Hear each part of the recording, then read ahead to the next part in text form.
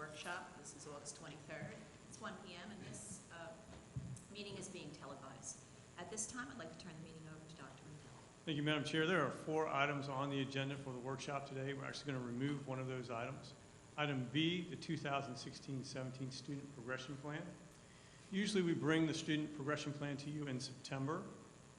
We thought we were done with the Student Progression Plan and we're going to present it to you today, but late last week on Thursday afternoon actually, we received a bunch of updates from the Florida Department of Education, changes as a result of legislation last spring that didn't get to the attention of the Department of Education until last week. So the Student Progression Plan is still a work in progress. We could have presented it to you today and then said, but by the way, there's going to be some changes. So we said we'd wait until we had all of the latest edition changes done. So we'll bring that to you at probably the board workshop in September. Item A, the update on Focus implementation. We went to Focus as a student management information systems last year. Mr. Green and his team are going to present to you a little bit of how we are doing, so to speak, with Focus at this point, how we did last year and how we're doing this year, and some neat features that we're going to add to Focus this year. The next item that we'll have is a presentation on the annual equity report. That's a report that we have to give to the state based on how we're doing in some different areas with different ethnic groups. We're going to talk a little bit about that. The results from last year, because we have to file that and submit it, and it'll be up for board approval at the next business meeting. But also a little bit of information about how we're doing already this year in some of those areas. And then the third presentation that we'll have today is about the tax anticipation note. Mr. Morrison and some members of Ford and Associates will be giving you a presentation on that. But first, we're going to start with a kind of an update and overview of our transition to Focus. And I have Mr. Green and his team take care of that. Mr. Green. Thank you, Dr. Rendell. Board members, several of you had asked for an update on where we're at with Focus. You know, last year we changed student information systems, and that was no small task, to say the least. So hopefully today we will give you a little bit of background information on where we've been, talk about our implementation last year, talk about how we're moving forward this year, and then do a live demonstration and show you some new features coming, community app. So just to be clear, we had an old student information system called Terms. Many of you who were here when we were talking about the millage, you saw the green screen and how we had been on this system for 20 years on our student information system, COBOL programming driven, and we still run this for our HR, business, payroll, finance. We're still in the process of selecting an ERP, and that was part of the third year actually of the 0.6 millage. But you had to remember panel numbers like the H608 to do this, or the S167 to get schedules, and you had to remember the hidden keys to unlock the data. And the data really was in jail, because if you wanted a report or you wanted information out of it, you had to go to a COBOL program and said, write me a report. Create a COBOL report to get the information out. And teachers, believe it or not, teachers did not have access to Terms, the student information system.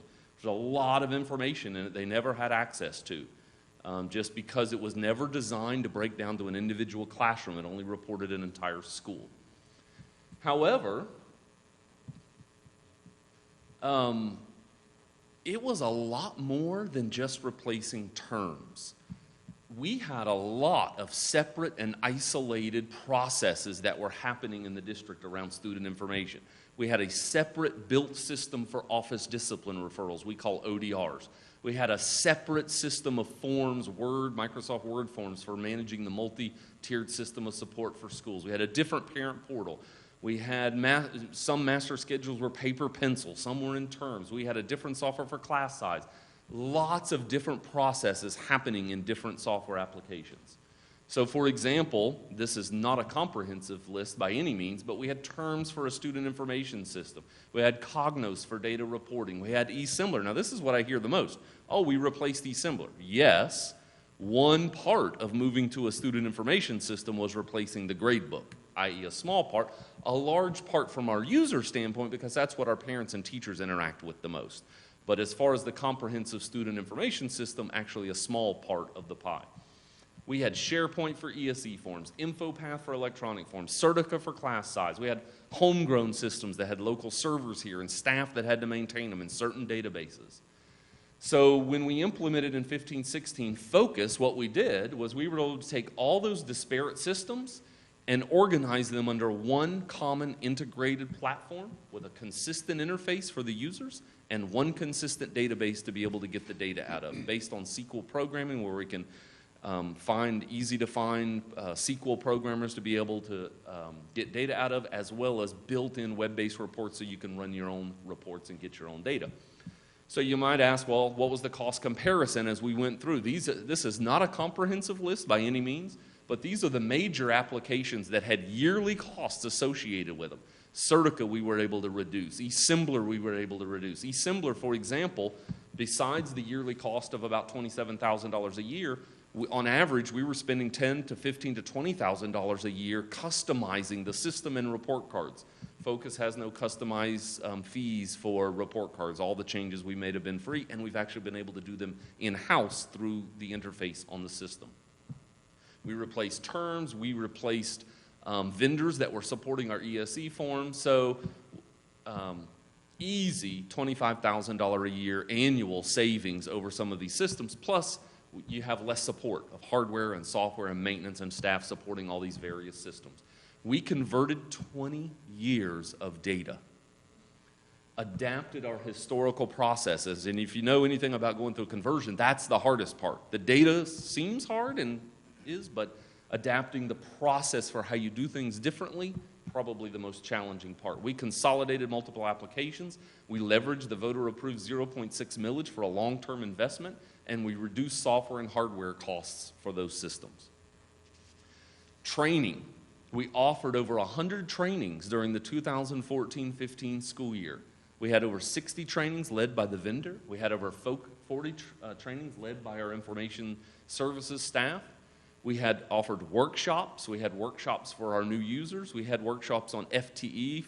For those of you who might not know what FTE is, full-time equivalent student, that's where we get our funding, and it's all about minutes and scheduling, data entry, data accuracy, class size reporting. And we had workshops on how to schedule in new and quicker ways for scheduling students. And we implemented a Focus hotline. I'd like to introduce our systems administrator, Greg McDonald. I was very fortunate a few years ago to pick him up from the business world and come in with a whole skill set of managing projects and moving us forward with implementing a new student information system. One of the things Greg implemented right away was a hotline. Anybody, a 4-digit number, any teacher in the district had a problem with Focus, they dialed one number and it rang every phone in his department. And somebody picked up the phone to help the user with Focus. We still have that Focus hotline in place so people can dial one number and get to it. But there were challenges. There were implementation challenges. Because now you have access to a lot of data and a lot of systems in a web-based application where some users didn't know where does their downloads go and what's a filter and how do I navigate a spreadsheet and why does it not print this way because it's a web browser now, and really who moved my cheese, right? So that's what we really dealt with last year.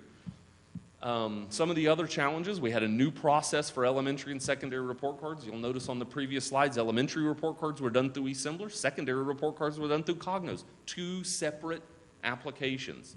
Had a new standards-based report card. We had to deal with data governance. Who owns this 20 years of data, and what does the data 20 years ago look like from a student standpoint?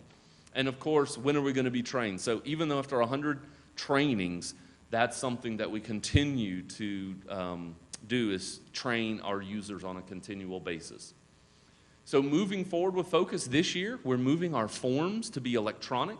504, which is our students who might have a temporary disability or handicap, our gifted, high-achieving forms, our MTSS forms, our ELL, English Language Learners, and all those acronyms are on the first page on all those systems. But lots of forms, and in January we're actually going to move our IEP process completely web-based through Focus. We'll give a consistent interface for all of our schools. For example, charter schools will be able to access all of those over the web and not have the challenge of not being on the network. They'll all be in the system. Daily visit logs, this was something the health rooms were going out and looking for a system. We were able to build the system and replace that with Focus. So we're moving to electronic forms. We're enhancing the customization and the amount of data that users will be able to get. We're updating the dashboard for administrators. And this year we're going to survey our users. We didn't do that survey last year we talked about because we got a lot of feedback along the way. So we thought it might be better to survey this year after we got 1 year under our belt and customized the system. So just to give you an example of last year, month by month, these are the unique parent logins per month into Focus. You can see October and September when people are really getting signed up and they were getting their accounts. But the parents log in multiple times a month to check their students. For an average of 3,000 to 4,000 logins a month, we're averaging 40,000 to 50,000 visits a month from parents. You can see in October we had 74,000 hits from our parents in 1 month on the system. So we are getting a lot of use by our parents. Moving forward, we want to increase the use of the parent portal. We're publishing how-to links. We're developing new views for the parents to see, and we'll show you a little bit of that today. Creating presentations for schools to use with their parents, say at an open night, open house, or conference night. And we would like to jump in and just give you a little live demonstration of what does Focus look like. So we're going to do a live demonstration.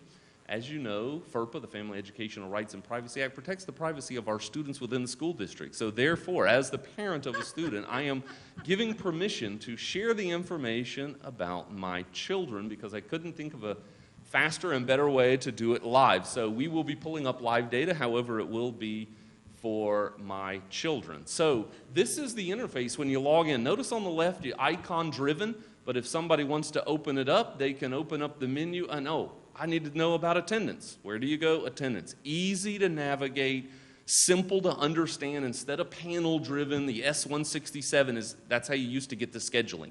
You had to remember to go to the S167. Now you go to scheduling. You go to eligibility for sports, discipline, Florida reports like class size. So easy to understand menus. Notice the alerts. This is a really well-used feature. So teachers have alerts on their desktop, whether they've taken attendance for the class or not. You get discipline referral alerts. We're in as an administrator, so we can see district-wide alerts. On the right, upcoming events. We post calendars so they know what's coming up. You can search for a student. And lots of training, Focus University courses if you want training on any of the reports in the system.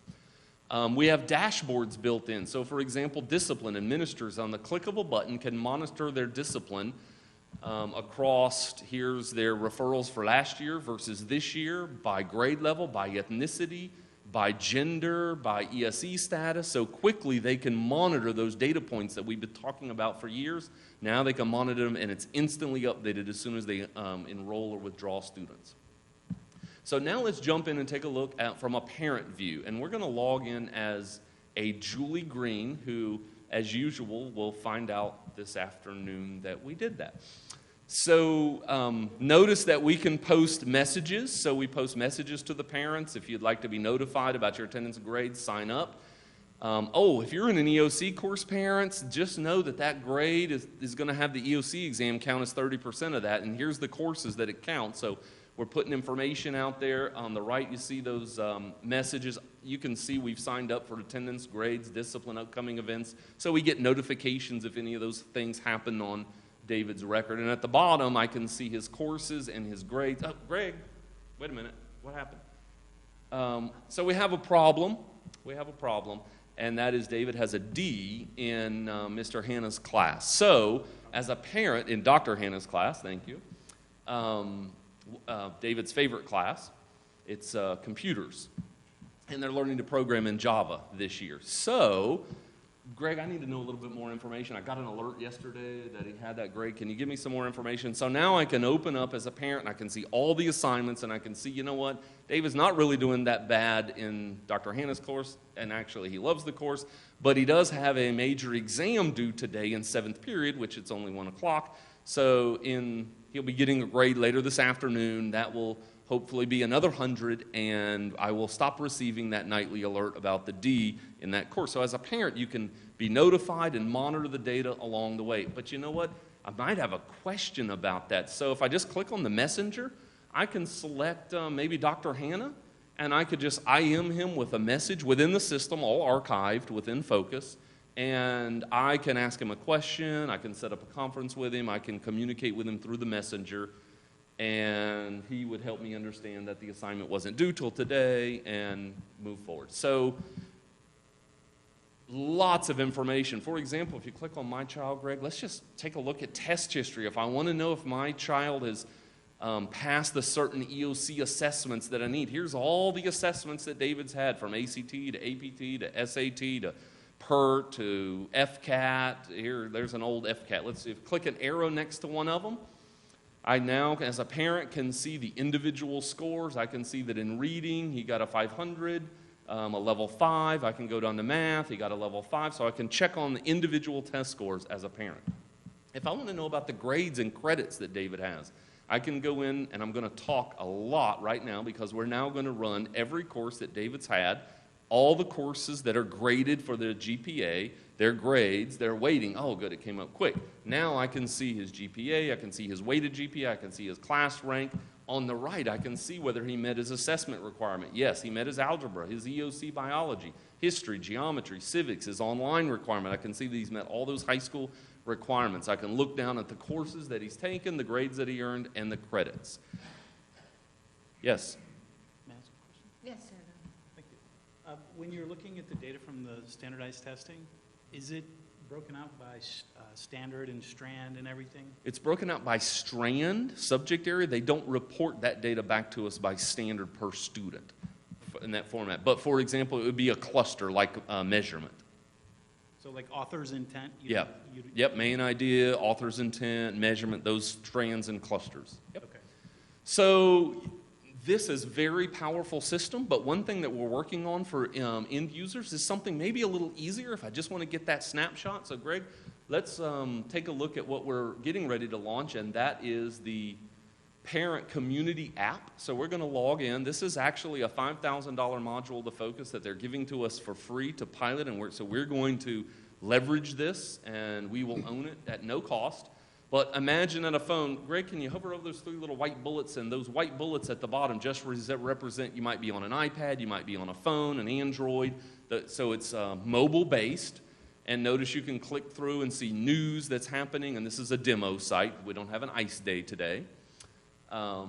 We'll be able to put our own links to our own information within the system, and parents can quickly icon-driven. But if you go back to the students, I'd be able to see Mark and David, their quarter grades. On the right, you see their attendance and their grades. So a very quick snapshot of the courses they're in, their absences, their grades. Click on the news tab, and you see any alert that the teacher or school has pushed out that I might want to know about for David, and any upcoming assignments in the planner. So we're looking at pushing out a very simple to use mobile app that will be less information, but a lot easier to use, and then they can go into the full web-based Focus application to get the complete information. And that's it. Does this live inside our firewall? This communicates with our firewall, but it's hosted outside of our firewall over a secure connection. So it's encrypted. Point to point? It's encrypted HTTPS over the web. This is a .NET app? This is, This application? No. .com. This is a PHP application. PHP. Okay. so that, oh, that answered 2 or 3. Appreciate it. So the other thing that does do it is eliminates us supporting multiple servers and hardware and end user support for that, since we do have the hosting. So I just wanted to give you an update of where we're at, kind of how we're moving forward with it. Last year, really the big year and the hurdle to get over those historical processes and the way we do business, and this year is really about giving them more data, making it more easy to use, and providing that second year of training. Are the teachers buying into this? Are- Have they seen this yet? Oh, they use this every day. They've been using it every day for a year. And they're happy with it? Because I heard some complaints that it was hard to use because of, trying to put the grades in and spreadsheets and all Yeah, that. so probably what you're referring to is the report card process. So at the same time we launched a new system, very easy to use, point and click, we launched a new report card. And the report card went from a different kind of concept grading to a standards-based report card.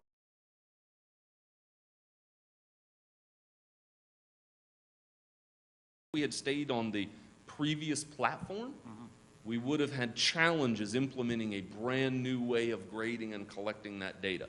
With that said, we have made a lot of modifications along the way to try to make it as easy as possible. But when you're putting in 50 or 75 or 100 standards and you're grading each one, it's meticulous no matter what system you're in. But the teachers are okay with it, pretty much. So the secondary teachers have settled in, the report card has settled out. Elementary, we're still working on report cards. We're going to be launching a new and different report card this year for standards-based to help communicate a little better to the parents, and that's kind of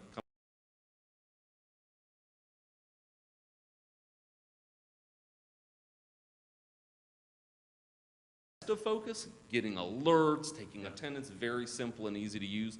And I don't want to make it seem like the report card is difficult, but there are a lot of steps to filling out the elementary report card because standard-based grading reports on individual standards. It's not just put in one grade for language arts.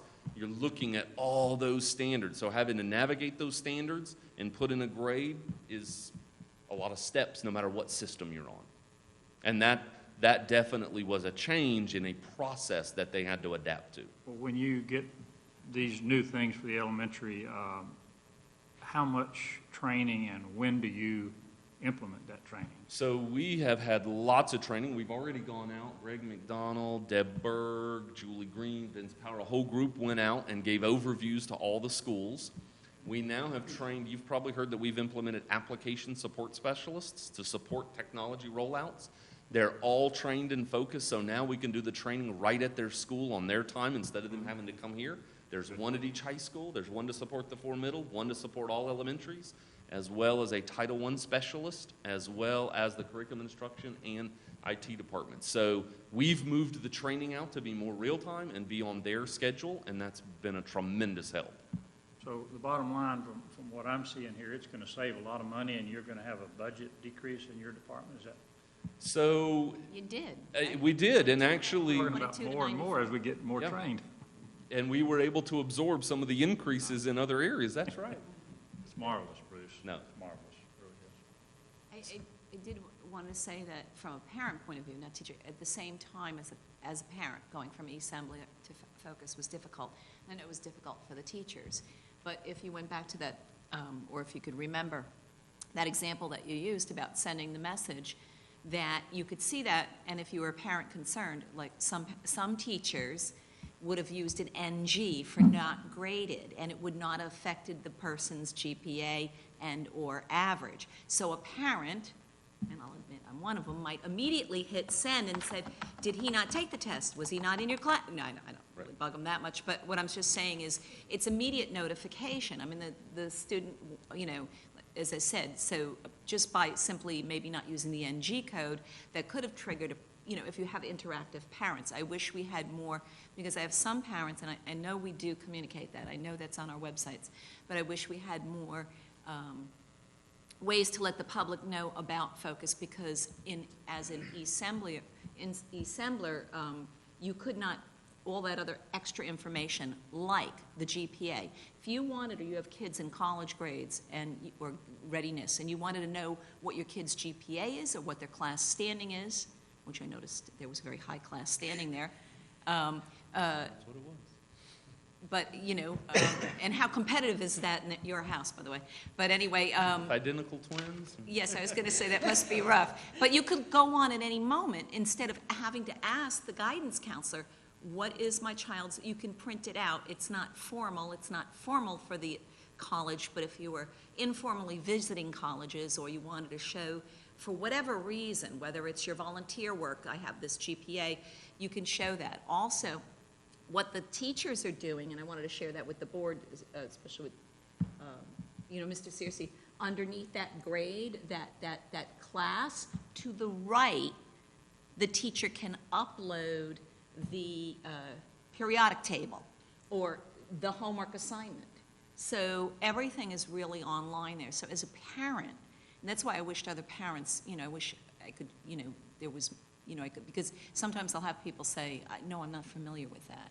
And I know it's getting out there, but it's such a great tool as a parent. My students do 99% of their work all online from their teachers this year, their senior year, and you can see the assignment files are there for them to work on. Yeah, and what I was pointing to, referring to introduction to AP, to the right is a letter from Edgar, and you could click on that, Yep. and that would be downloaded. So no more I left that sheet in my locker or any of that. It's all, a lot of it is virtual. So, I find it very helpful to the parents. And as you could see the weighted grade. Now, if this particular teacher used an NG, and I think maybe, some of the teachers maybe need to be tweaked, because they probably have less User parents, problem. like myself, immediately sending a message saying, but I wanted to ask a vital question. This takes attendance. Is this linked to the Connect Ed? So if you take attendance, then that night when the student has missed fourth period, is this what's sounding off your, what I call robocalls? Yes, it is. Actually, we're waiting until past the 10-day count where we have a lot of mobility. And after that, we're using the new product this year, and we're having a new product on top of Focus, which is a School Messenger. And that School Messenger program is set. We already have the files built where we export the data, and every night they will do the robocall, if you will, out to the homes and let them know if they're out one period or if it's an elementary school, they were out the day. Yes. Thank you. I have a question from the Mr. Green, I want to applaud you and your team.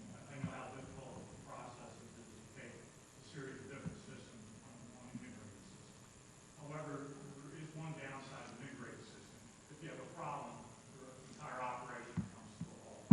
So can you talk a little bit about what you've done in terms of if you end up having a corrupted database or your system needs to fail over, what you're doing in terms of backup?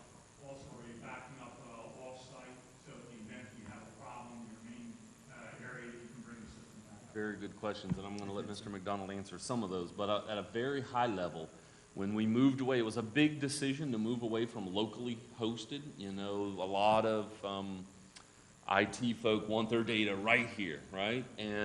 But we didn't have very good backup and off-site procedures. It was difficult to manage that. So this system, what we did was when we did the contract with them, they have multiple redundant backup sites at high visibility, like in California and New York, instantly tri-located redundant systems for failover and instant backup. So I'll let Greg talk about the backup system a little bit and how we've already recovered when maybe at the beginning somebody actually, accidentally keyed something in wrong and changed GPAs. We were able to instantly recover that database.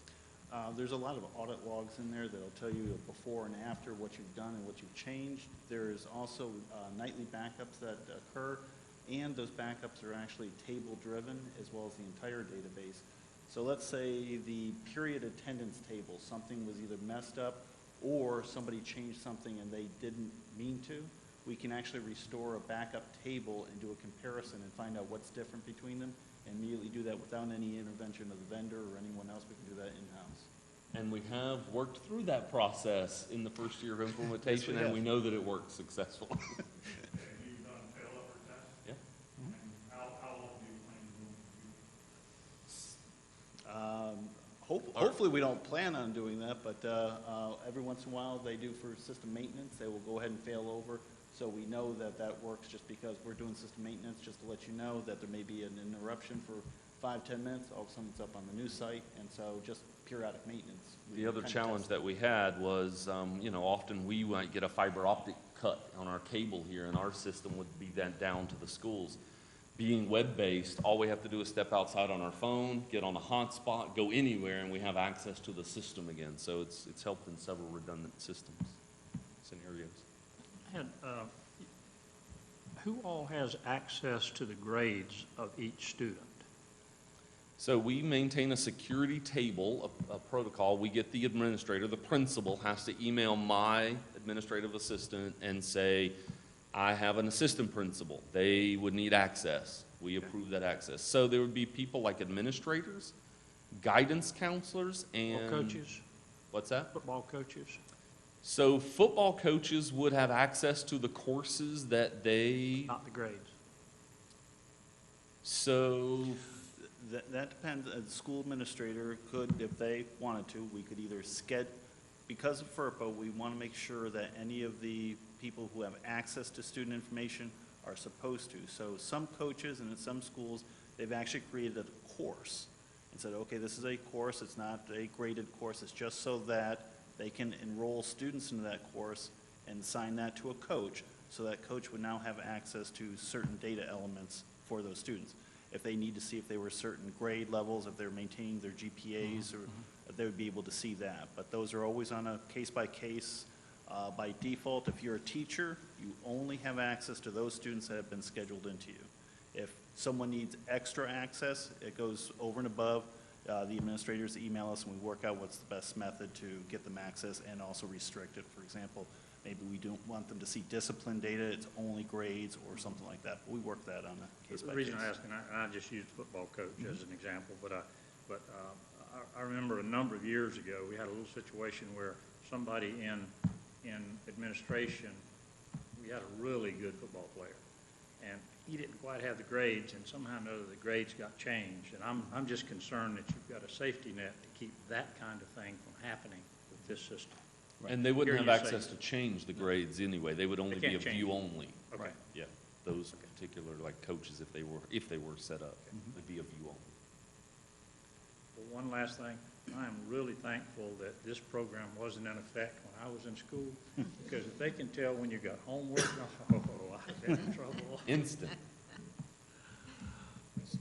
So now that we have a formal project manager, are we going to move to a more formal user acceptance testing protocol?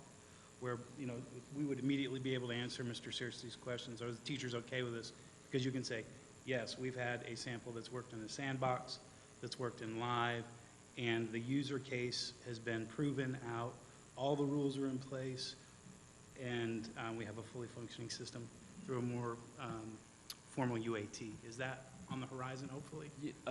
And we quasi do that just from a system capacity. So when I say he's project manager, he's also many other hats. So I'm very familiar with the process you're talking about, but we don't have the staff to dedicate to that type of project management currently to be able to do that level of detail. So what we do though is we do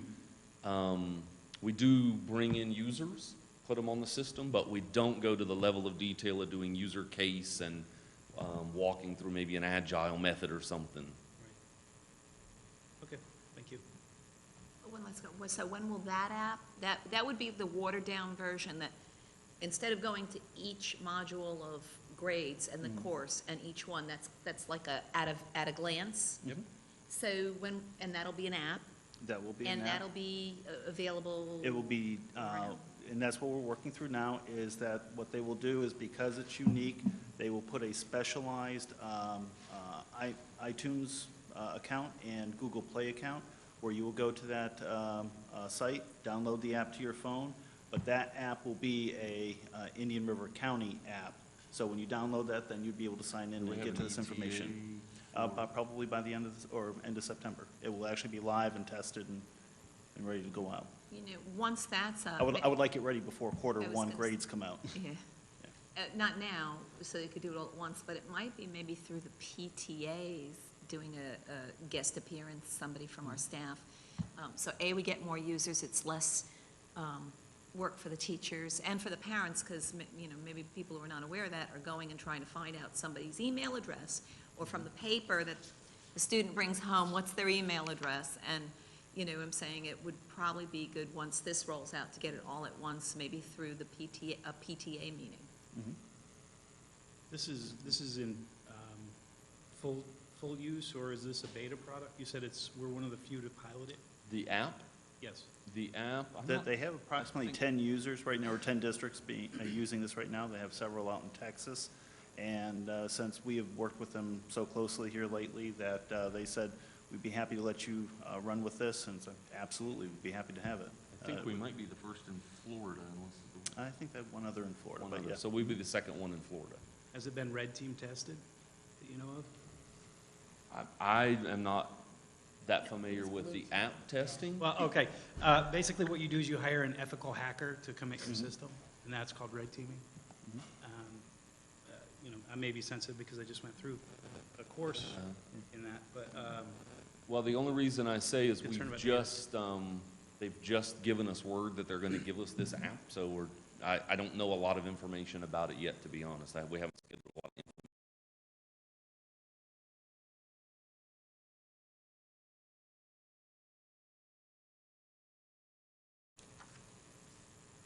Bruce, I had one last question. On slide 10 there, it indicated that the focus implementation training scheduling for the new year, is that for the guidance counselors or what? Okay.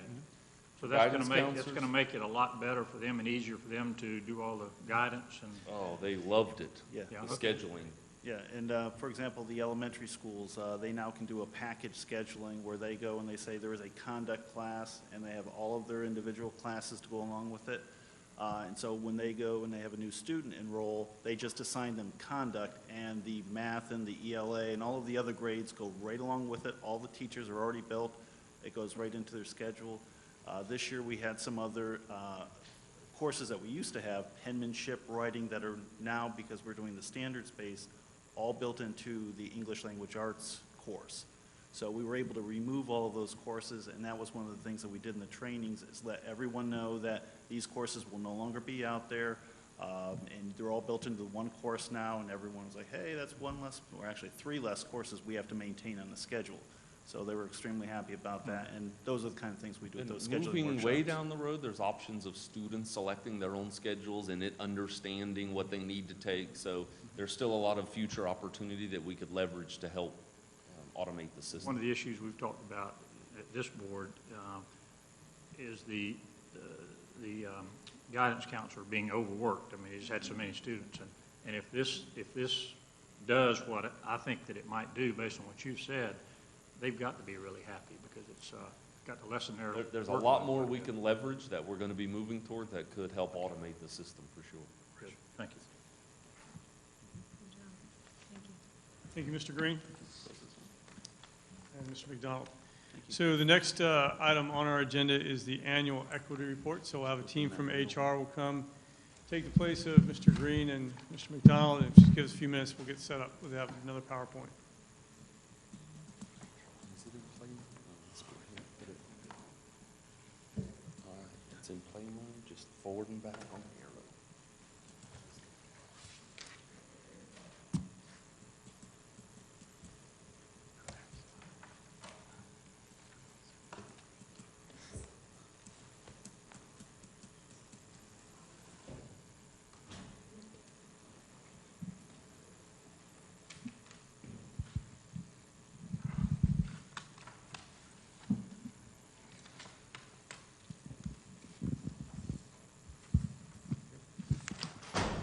So now we're going to learn a little bit about the equity report. We'll talk a little bit about our results from last year, and then we have some data to share with you this year.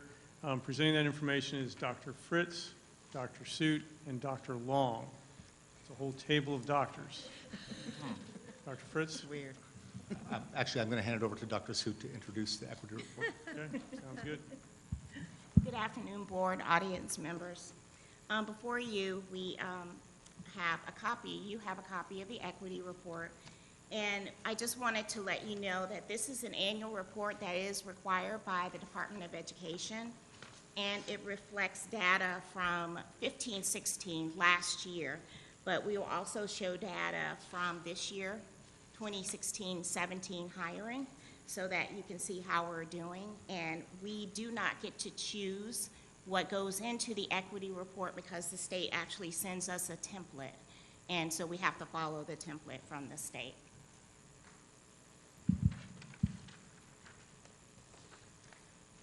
So today we're going to cover several things. One, we've provided you with a copy of the report. We will provide you with some of the key information that's within the report, kind of give you highlights of it. We also want to go beyond the report. As Dr. Suit mentioned, this is information from 15-16.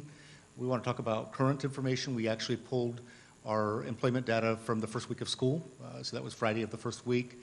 So we have that information in the presentation as well, so you can see what next year's report might look like. And then future steps for the Human Resources Department that we plan to take, which are also consistent with what's in the African American Achievement Plan that we're drafting. And then lastly, we want to share with you next steps that curriculum instruction is taking with regards to student performance. So before you have a copy of the report, and these are kind of the highlight trends on the employment side. You'll notice for 15-16, so this is the hiring that we conducted at the start of not this school year, but the previous school year. The percentages for diverse teachers, and we're talking about African American as well as Hispanic Latino teachers, they were essentially flat when compared with the year before. When we look at administrators and counselors, when you compare 15-16 to the 14-15 school years, for administrators there's a slight increase, and for counselors there was a significant increase. In fact, for counselors in the previous year, 29% were African American, and this year you can see it's 40%. So that was a significant increase. How many numbers? I mean, I see 40%, but how many numbers? When you're talking about counselors, you're probably talking about, I'm estimating around 20 counselors, give or take, across the district. We only have counselors at the secondary level. So one counselor with 20 of them would be about 5%.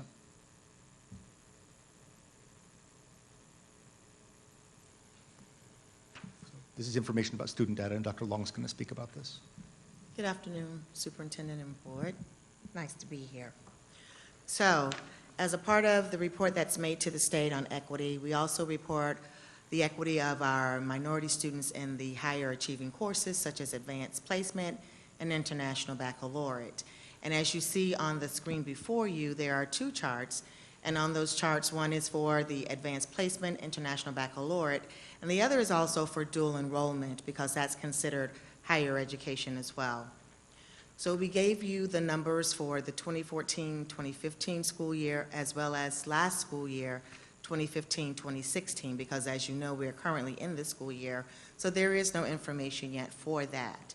And if you will look at the numbers that are before you, we have given you the total enrollment of the students by subgroups, those three subgroups anyway, and then the number of students that are actually enrolled in the AP/IB courses, which for our white students, there are 867, which is 26%. That was in 2014-15. And last year, there was 816 students, which equaled out to that 25%. When we look at our black students, of the 875 students that we have totally enrolled, 54 of those students were in AP or IB, equaling that 6%, and 63 students in 2015-16 were in AP/IB for that year. And then as well, you see our Hispanic students of that 1128, 144, that 14% for 2014-15, and 136 last year for the 12%. And if we move over to the dual enrollment chart, again, the numbers stay the same under the total enrollment. However, the dual enrollment numbers for 14-15 and 15-16 are slightly different. There were 232 white students enrolled in the dual enrollment courses in 14-15, as opposed to 354 last year that were enrolled. With our black students in 2014-15, we had 11. In 2015-16, there were 21. And for our Hispanics, we had 33 students, 3%. And then in 15-16, there were 52, which equaled that 5%. So if as you look at, go ahead. sorry for interrupting, That's but if you okay. look at the percentages, there's a slight increase from 14-15 to 15-16. And we look at the numbers, it's actually, it's more students than you would think. 1% is, like for example, dual enrollment, black students from 14-15 to 15-16, it almost doubled. From 11 to 21, 1% to 2% doesn't seem like a large increase, but almost double the number of students. Obviously, that's not the number of students that we would want to be participating in these advanced level courses, but this is part of the annual equity report that we have to send in. This is the data that we can use to start to work towards better numbers from here on out. Dr. Long, sorry. That's fine. I was going to just say that, so thank you. So the next page actually brings us to the current year data. So this is not information that's reflected on the equity report. Before we go to this information, however, I want to point out, if you look at the actual equity report, you also see there's a section in the back about equity in athletics, Primarily, that's related to male and female participation in athletics, and actually, we're doing quite well in that area.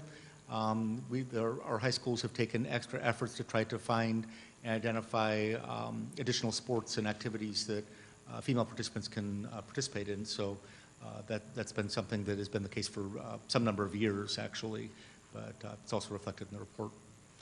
So this sheet actually speaks specifically to this year's hiring. So this is data from Friday of the first week of school this year.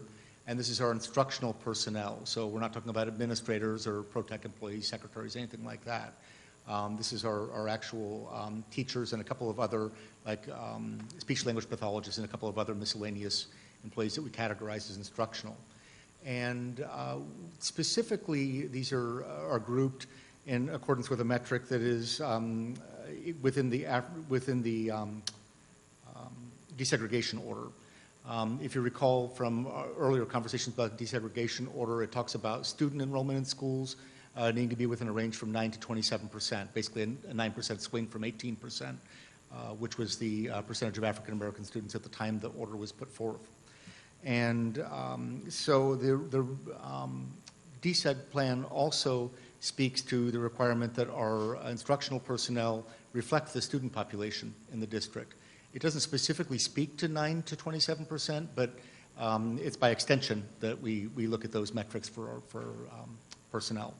So this is speaking specifically to teachers, and you can see here we've coded the teachers with 4 different colors.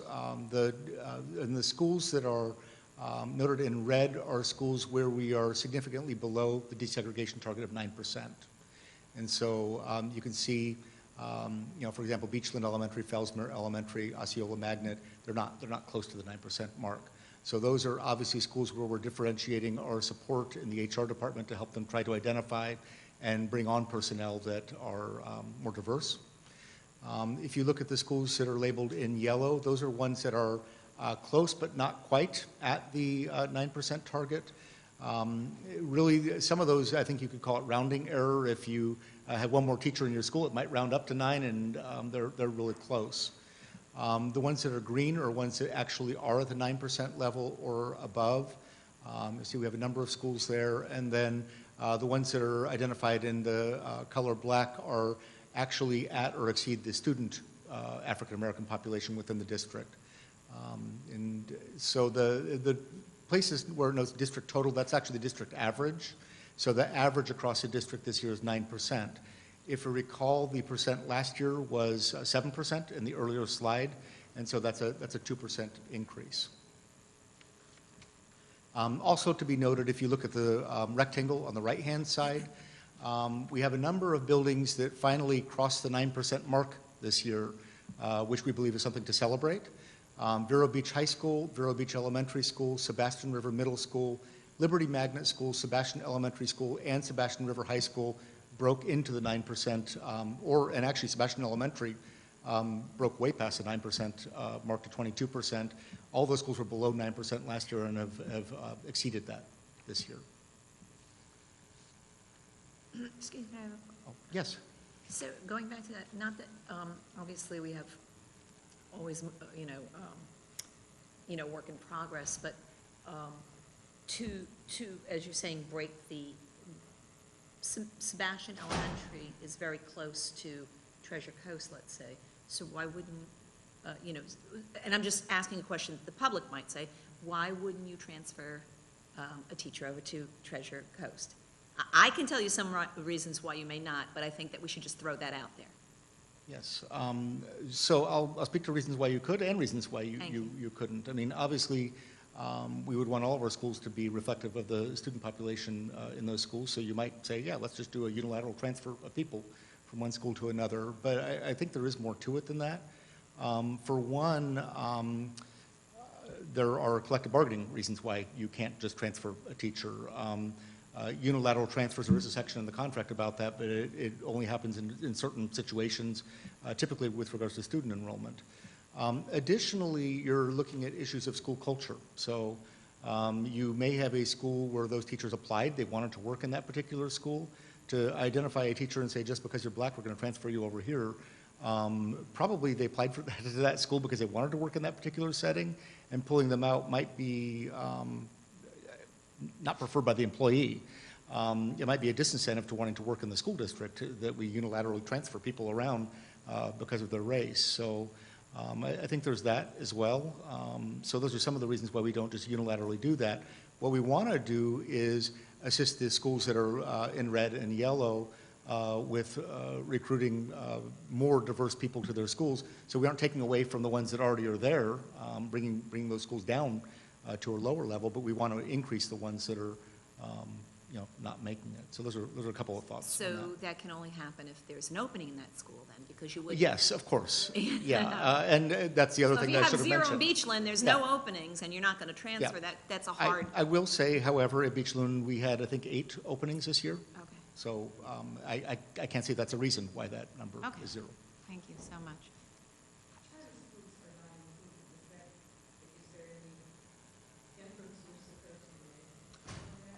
There's no inference. We don't employ the charter school teachers, and so we don't have ready access to that data. We can request that data from them, but it's not existing in our data source. This is from the first day of school. We were able to do a quick extract for this meeting. School just started. So we can get that data and present that at a later date. Is that required in the equity report? It's not something that... No, it's not. Yeah. Thank you.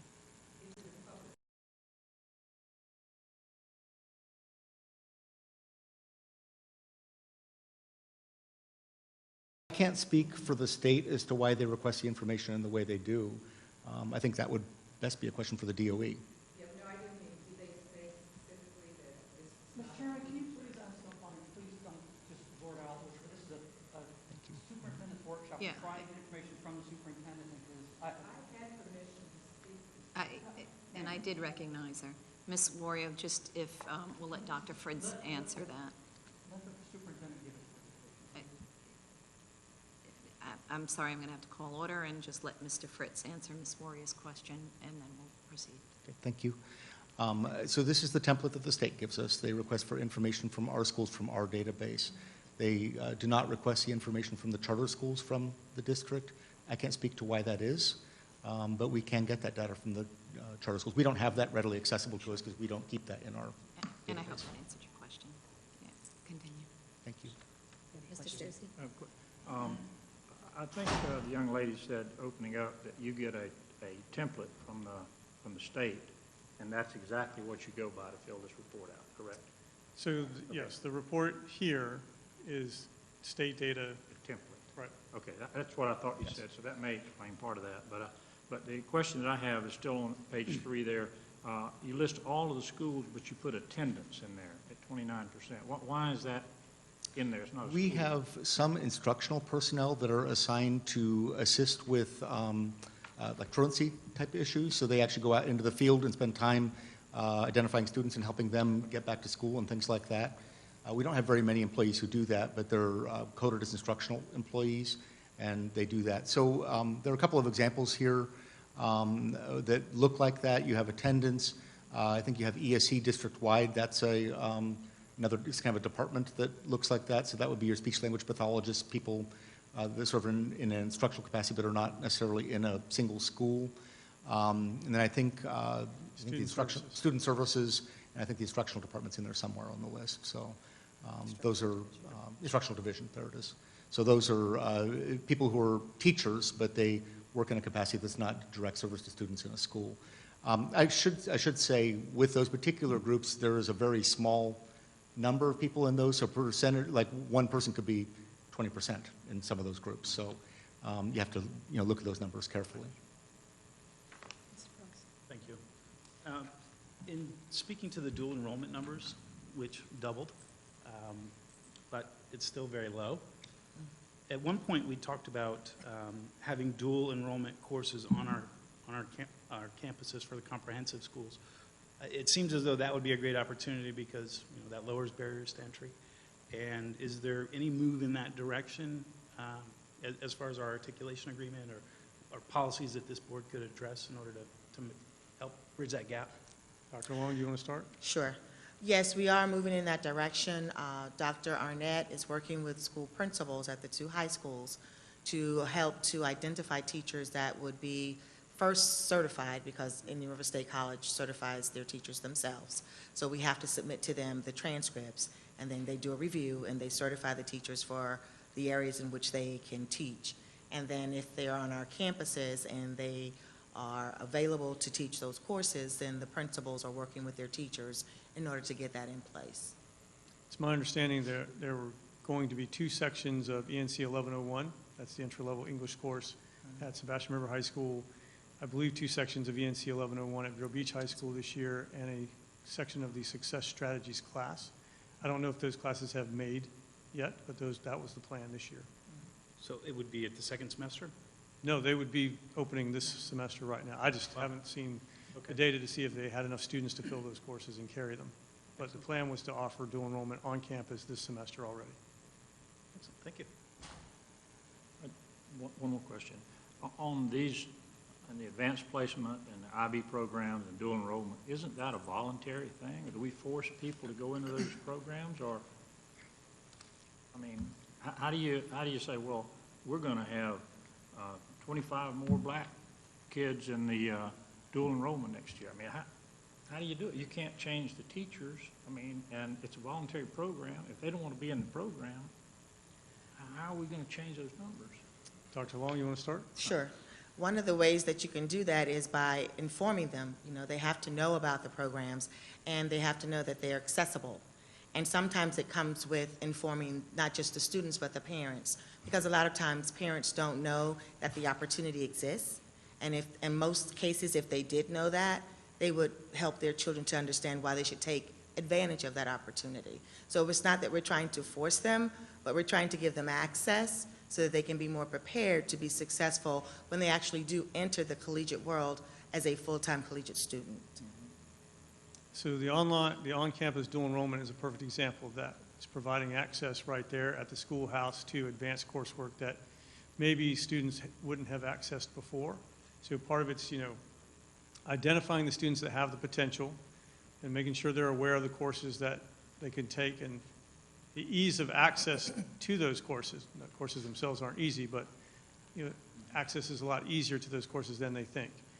As you know, we entered into a contract with Equal Opportunity Schools, and so they have a program to help identify those students, and I don't want to say market, but encourage them to participate in those programs. So, we can't force them, we can't enroll them in the courses, but if we show them that they have the aptitude for it, and that this is how you enroll in the class, this is how easy it is to get into the class, and then you're going to provide support once you're in the class, you're going to see more of those students take those classes and be more successful. That's what our guidance counselors are supposed to be doing, correct? Yes. And am I hearing that we One haven't been doing that? One of the things that we've been asking them to do for years, yes.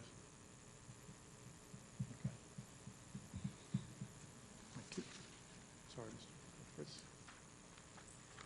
So the previous slide looked at the instructional personnel. This is the overall composition of our administrative personnel starting at the beginning of this year. A little different format because site by site, if you're looking at 2 administrators, it's like 0, 50, or 100%. It isn't very meaningful, so we tried to aggregate the information a little bit. If you look at our school-based administrators, so these are principals and assistant principals, 14 of our school-based administrators are African American. If you look at Hispanic Latino, it's 3 of our administrators, and we have 36 white administrators, and the corresponding percentages are there. You can see that those percentages are fully compliant and actually up toward the upper threshold that's in the desegregation order. For district level administrators, there are a lot less of those than there are school-based administrators, but we're looking at 28%, 11%, and 61% for that group. Again, within well above the student population in the district and on the upper end of the threshold for the desegregation order. So that's our aggregate administrative staff. So it seems like the, in quotes, problem here is that we're promoting too many of the teachers from the elementary schools into the administrative. Not that it's a problem, but it's certainly well represented in the higher echelons in the organization, which I think represents opportunity. I mean, some of these individuals who assumed these positions in the last few years have been our own. Some have applied from outside, so I think it's a little bit of both. Mr. Searcy. And some of the information over here, you showed us the 14-15 and then compared it to 15-16. In the 16-17 administrative composition, what did these numbers look like last year? Last year, I think if we look at there was a slide. Right here. So last year, this is overall administrative employment, it was 22.4%, so it's an increase. Okay, that was, okay. Hispanic Latino, I think is about the same, if I remember. 6% and 11, so it's gone up a little bit for that group. I'm sorry I missed that. So we now are moving away from the aggregate numbers in the entire district. We're looking at the actual hiring that we performed this fall. So again, this is as of the Friday of the first week of school. At that point, we hired 130 brand new personnel within the district. So this is not including transfers and things like that. It's including people who came from outside of the organization or perhaps a para-educator or a teacher assistant who assumed a teaching role because they got their licensure. So you can see that for black instructional hires, we had 17. For Hispanic Latino, 6. And then the male-female breakdown is 110 and 20. So you can see that 13% is certainly better than the 7% that we have seen in the past, and you can see that 13% helped our aggregate raise to 9%. So this is a move in the right direction. Hispanic Latino is still a challenge for us, given that about 18% of our students can be described or self-described that way. We still have room for growth there with regards to this. We do with both groups, obviously. And then I guess I'll speak to male-female. The instructional composition of teaching staff is, probably over the last decade, maybe 15 years, I'll look at Dr. Soot, has become increasingly female. There was a time when secondary teachers were often, more of them were male, or it was at least 50-50. You had more females at the elementary level. But as of recently, men don't seem to be going into the teaching profession. And so I think we heard at an earlier discussion session, I think, where there were some concerns from citizens with regards to specifically African-American males in our schools, both as administrators and with regards to teachers, and why we're not able to bend those numbers. I think that challenge is not just true with our African-American employees, but it's also suggested that that's a challenge for all employees, including our white or Hispanic employees, where we don't have enough male teachers, and that's an ongoing challenge, regardless of what racial group we're talking about. So we talked about aggregate numbers of administrators. This is our actual hiring this year. I took the liberty of looking at the individuals who left us last year, so you can have a year-to-year comparison. It was a little easier to do with this group because it was a limited number of people. And I think it's meaningful so that we can see why the percentages changed. And so last year we had 9 administrators who are white leave the system or leave these positions, and we hired 4. For Hispanic administrators, we had 2 depart, and we hired 2, so basically staying even. Black administrators, we had 3 leave, and we hired 5. And male-female, it's basically 50-50-50-50. I mean, it's close in those areas. You'll notice that the aggregate numbers are 14 and 11. We had 3 less administrators this year because 3 of our elementary schools had an additional assistant principal last year, and those positions are no longer there, so it changes the percentages a little bit. But again, I think that we're increasing at least the black percentage within the system for administrators system-wide. This includes school-based and district-level administrators. So we're certainly not satisfied with where we are. We certainly have room to grow. And so these are the strategies that we're putting forth this year to help increase specifically the number of African American and also Hispanic employees in the district. So we already have shared with the principals the demographics of their schools and shared with them where that stands in comparison to the desegregation order targets. That chart that you saw on an earlier slide with the different colors, that's been shared with them. They need to know where they stand. The HR team will participate in career fairs at historically black colleges and universities in Florida. We've added Edward Waters College up in Jacksonville this year. We actually have taken Florida Memorial off the list. Florida Memorial, while a great school, and we've done recruiting there, they don't graduate many teachers. They graduate 2 or 3, 4 teachers in a given year, and so we weren't finding that that was a high-yield strategy, although we appreciate our relationship with that school. We're trying to really push the numbers here. So we probably will also do recruiting at Florida International University, which is a very diverse university in Miami, a very large one as well, and they turn in a lot of educators. We will continue to have administrators or teachers of diverse backgrounds conduct the visits. And we actually have used the strategy of having recent graduates of different universities go with us on the recruiting, because they actually know a lot of the candidates, and so there's a connection and an affinity there that we necessarily don't create when Dr. Soot and I go, and we don't, we're a little older than them, we don't know the people, but so there's a connection there. And that human connection is really important. We will continue to offer pre-contract binders to qualified candidates at the career fairs. We started that strategy this last year, and that was successful. But we did have a challenge with that.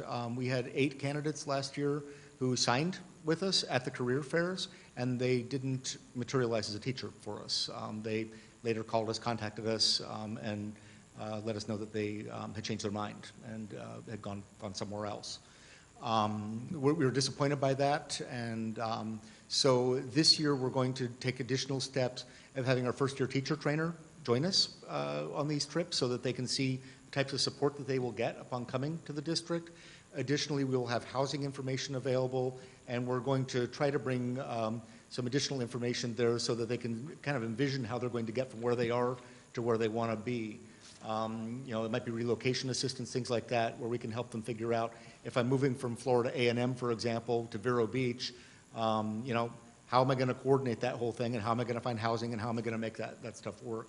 So we're also going to contact each of those candidates that didn't come and specifically ask them what was it that changed your mind, so we can get that information. That might help craft the strategy a little bit further. Mr. Susi. I noticed the universities that you're looking at there, but have you considered looking at any of those community colleges that went to 4-year degrees that may be more in this area that have education degrees? I mean, it might help. So we have obviously a close working relationship with IRSC because they're right here in our community. And we actually do hire a number of their personnel. We hired quite a few this year, and a lot of them are interning in our district right now. What I will say about IRSC is the education students there are not very diverse. So it's a strategy to find good teachers who live in our community, but it's not really a strategy that will change the diversity demographics. But I will point to strategy 4 on page 11, which does speak to that. We need to begin identifying students in our high schools who we think would be great teachers.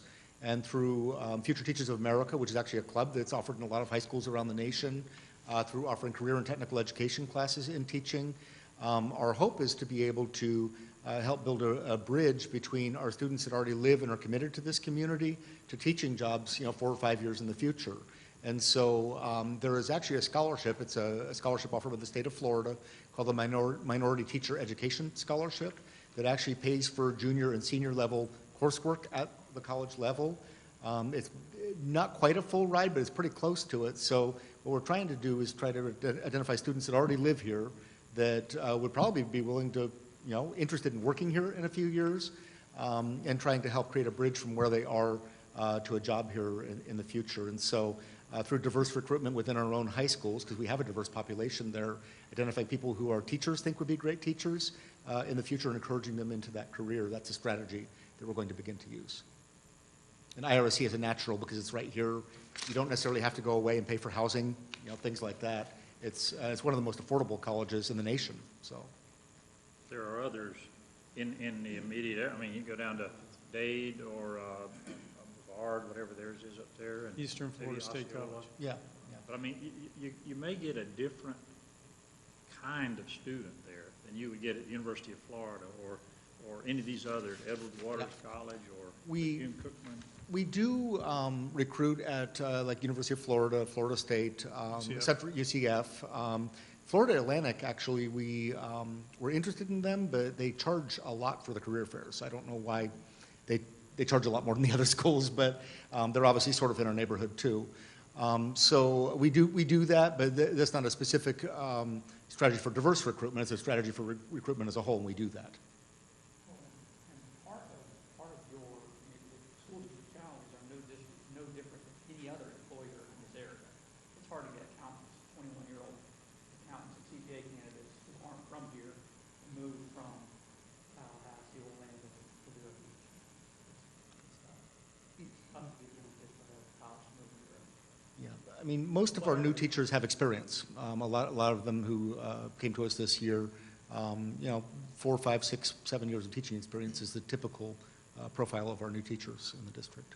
And it's for that reason. I mean, that's about the time that they've kind of worked out being young and that maybe they want to have a family or, live in a more low-key sort of place. Yeah. It's fun for a little while. Well, and I know for a fact, because I know each of these 8 candidates that didn't come, because I met them at career fairs, several of them took jobs in larger school districts. I know a couple in Orange County and a couple down in Palm Beach, so I know that for a fact.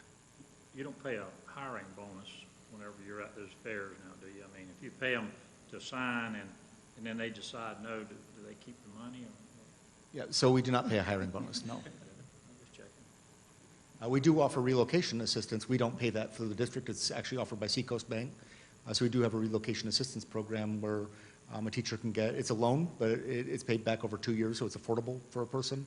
So they can get $2,500 up front to pay for relocation, getting settled in a house or something like that. So You need to thank them for that, because that's a big deal. Yeah, In it my is. opinion, that's a big deal. It is, yeah. And all I had to do was go ask, and they provided. I mean, actually Godfrey Gibson, who's a former principal here, suggested that, and I went right down there, and they said, sure, we'll do that. So, no problem. So additional strategies, we do plan to begin recruiting out-of-state at historically black colleges and universities. We're actually looking at either Georgia or North Carolina. I think we're leaning toward North Carolina this year. Our team will, again, participate in virtual career fairs.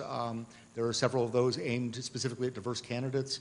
I think that's a future trend in marketing and recruiting that we'd like to engage in. We did that this year as well. Community partnerships will continue to be utilized for relocation assistance. I just mentioned that with Seacoast Bank.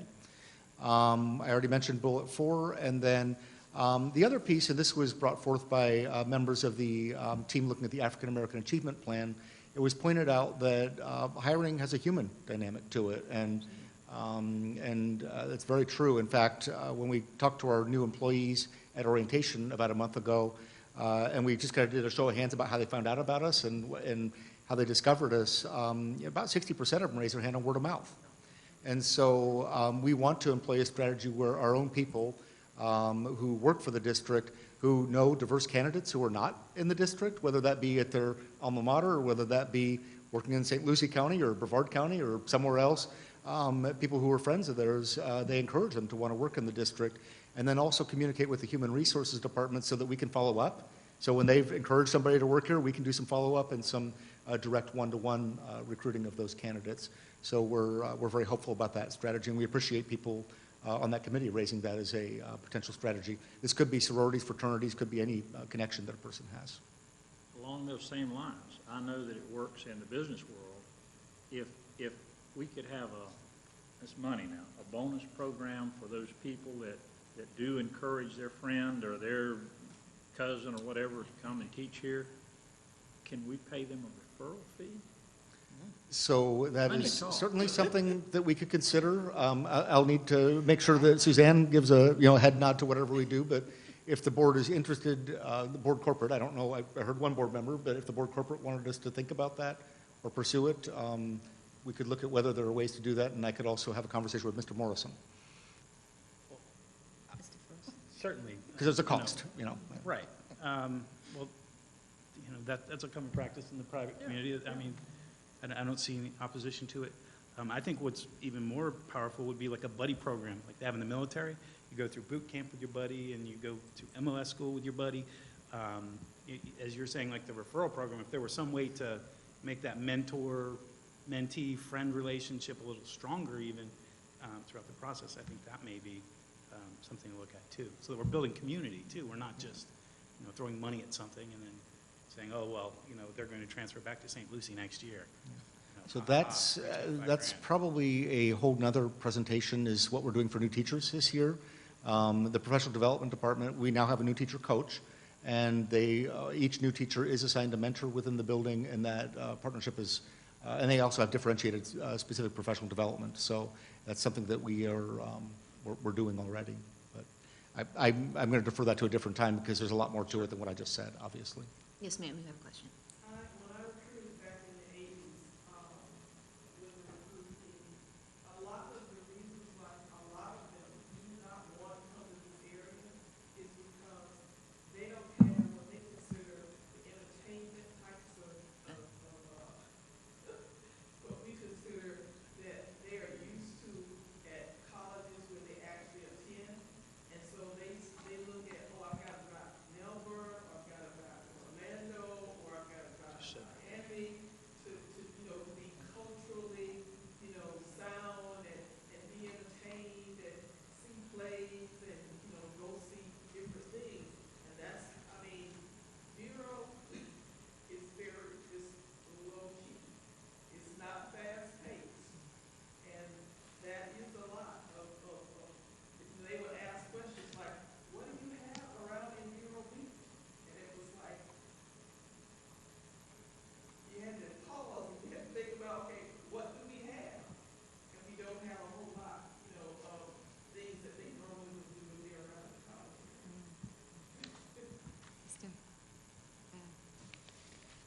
Do you have a question? Well, I was going to say, I think Mr. Searson's point about where you go, it sounds like, I know you're focusing on the HBCU, but I Googled that to see how much percentage of African American students in college actually attend HBCU, and it's a very small percentage overall. And so I can appreciate the going to those, but I wonder about the focus if that's not making money.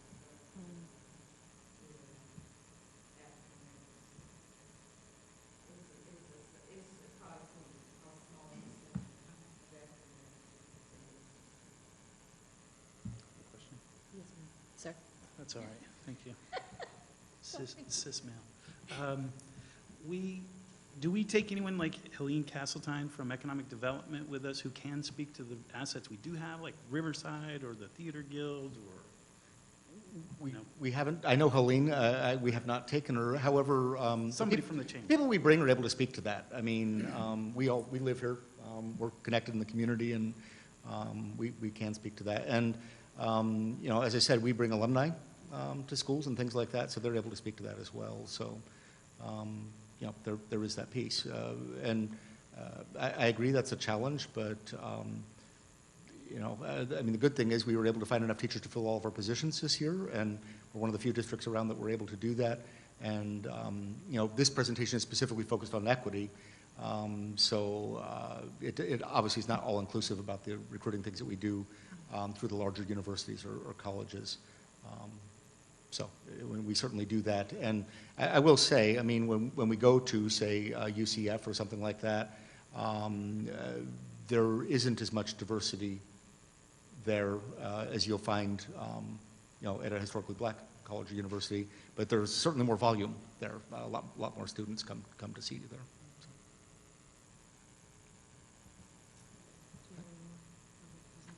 Move on. Oh, excuse me.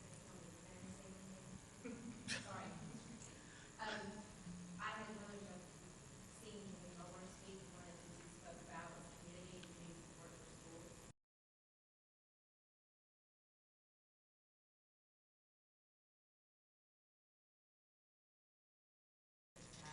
You need to support each other and support the schools.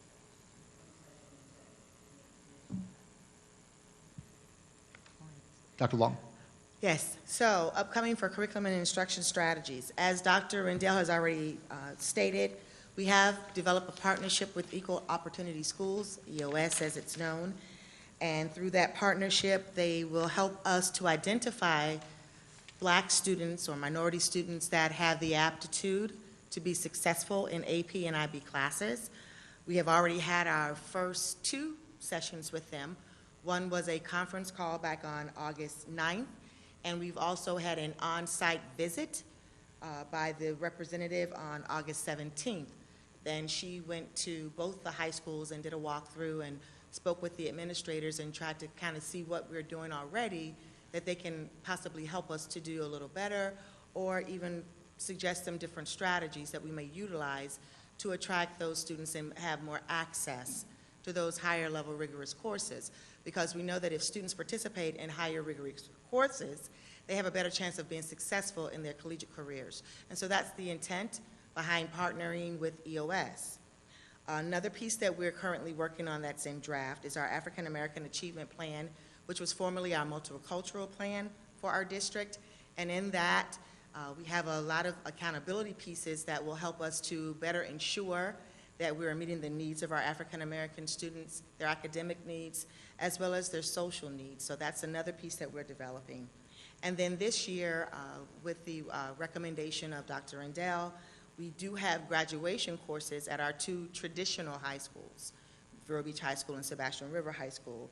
And those 2 individuals will be working along with guidance counselors to work with students to ensure that they are taking those courses and preparing themselves to meet their graduation requirements when it comes to the end of their senior year and it's time to graduate from high school.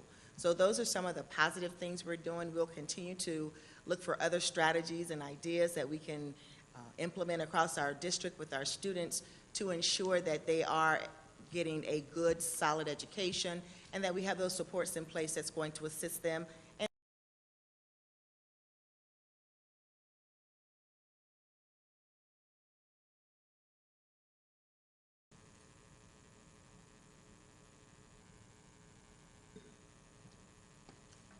Mr. Searcy.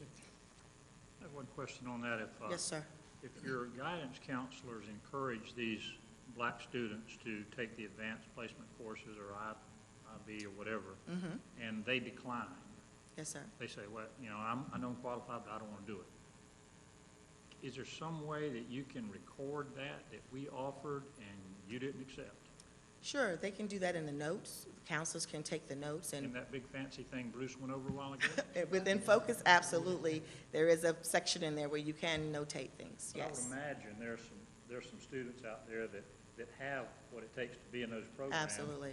And they're just lazy, and they don't want to do it. And if this school district has offered and they refuse, this school district should not be penalized for it. Absolutely. We recognize them, Right. and give them the opportunity, but if they turn it down, I think we need to keep up with that. Yeah, and that's when it comes to the education, the educating of the student as well as the parent, because like I said earlier, a lot of times parents don't know what the opportunities are for their children, and if they do know, then they're more apt to work with their child and talk with their child and possibly persuade them to take the opportunity to see just how it is. And sometimes when children do get into those courses, they find that it's pretty interesting and that they can handle it. And once they have a level of success, then they want to continue to seek that success. It's kind of the way it is when you go in the military. Absolutely. I mean, when you first get there. We're really feeling daunting Kind of about it grows all. on you, though. Yep, thank you. Speaking of opportunities for choice, there are some districts around the state that have what are called choice fairs. And in my time on the board, I don't believe I've been to one here in the district. And I feel as though that would be an opportunity for parents to find out about things like AP, IB within, I mean, if you want to keep it just traditional, that's fine. If you want to keep it traditional plus charter, if you want to keep traditional charter plus dual enrollment, knowledge is power, and you can look at 2 things: ability or motivation. It's not always motivation, so let's make sure that the ability is there and they know, hey, this is an option for you. But I know like Miami, but that's a very different size district. Right. But I feel like this district has a lot of choices, whether it's magnets or any other things that people need to know how to get into these programs and that they exist for them. Well, what's interesting is we had a discussion about that just about 9 days ago. With open enrollment next year, with the attendance being open, or enrollment being open district-wide, across districts, we talked about having some kind of fair or offering in the spring to advertise all the different programs at all the different schools so people knew what choices were available. So we'll probably do something like that in the spring, and it'll include all schools. Does that conclude your? Okay, we're going to take a recess, but one more question. Is it some way that we can, with channel, 28. okay, that we can advertise on that channel more so that parents that do watch the channel, can, get information about, the ID and that, if they see it, they may take the opportunity to call the school and ask about it. But if they don't see it, then it's like, their child bringing it home to them, it's like, child can't explain it as best as you would like for them to. But if it's on television and it's scrolling more than, 1 or 2 days, they'll say, well, I think my child might be, attention to that. And that channel, it has other information that it also, puts on there about what's going on in the community. Yeah, no, that's a really good suggestion. We actually met this morning on some different issues and talked about ways to utilize some media that we have access to get information out about all the great things that are going on in our schools. And I think sometimes we forget about the TV station. And I was going to say that's an exit tying in with Focus. That's as a public service announcement on 28, is it? I don't get that channel, but I think 28 is it? 28. Not only that, but the service of Focus and maybe a Focus hotline for a parent to call in if they need any assistance, along with this information, perhaps as you giving us, they do allow time for public service Right. information, so that should be free. Whoever owns that should be, if we put it under public service announcement. So, board members, if I could draw your attention to one more piece of paper that you had at your stack there, and there are extras up on the table here for people to get them. This is an article that just came out at Week just a couple days ago, and it's an article referring to a report published by the Brookings Institution. So that's, a reputable research firm. And basically it was addressing the diversity gap, which is something we've been talking about for the last 45 minutes or so here in our district. And to paraphrase the article, districts can do as much recruiting as they can, as much incentivizing as they can to try to hire and retain more African American or other minority candidates in the teaching field. But until the teaching colleges or the universities and colleges around the country start producing more minority teaching candidates, we're never going to be able to close the gap. It's basically what the summation of the article is, that we can do things that will increase our higher rate of African American and other minorities teachers, but until the colleges start producing more African American and other minority candidates, we're probably never going to get to the numbers that we need to. And it's not something that the colleges haven't been trying to do, but teaching is not, I guess, an attractive field to a lot of young people right now, so they're not choosing that as their major and they're not going into education. So it's just I thought it was an interesting article. It's about what we're talking about. It's about what we're trying to do, what we're trying to address. And it's saying, districts can do all they can do and be successful to a point, but until there are more candidates available, we're not going to be able to close that gap. So I just thought it's food for thought. It's reading for you at your leisure. With that, we're going to take a 5-minute recess. That gives you time to change your board up here, and 5 minutes, board.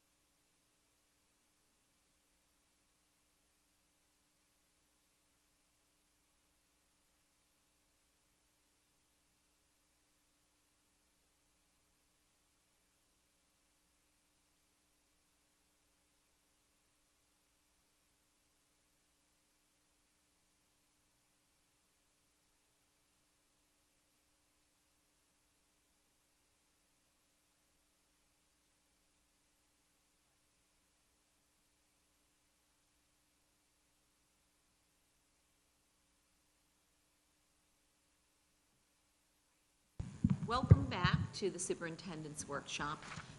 It is August 23rd, and again, this meeting is being televised. At this time, we're going to go to the next item, which is the tax anticipation note discussion, and I'll be turning this meeting over to Mr. Morrison. Thank you very much, Chairman Simchak. Good afternoon, board members, those in attendance this afternoon. With me this afternoon, I have Mr. John Ford from Ford & Associates. Ford & Associates are the district's financial advisors. As we have discussed over the last several months during the budget workshops, during the budget development process, we are looking at issuing a tax anticipation note this year as a result of trying to cure a temporary cash flow deficit that we anticipate experiencing in the budget for 2016-17.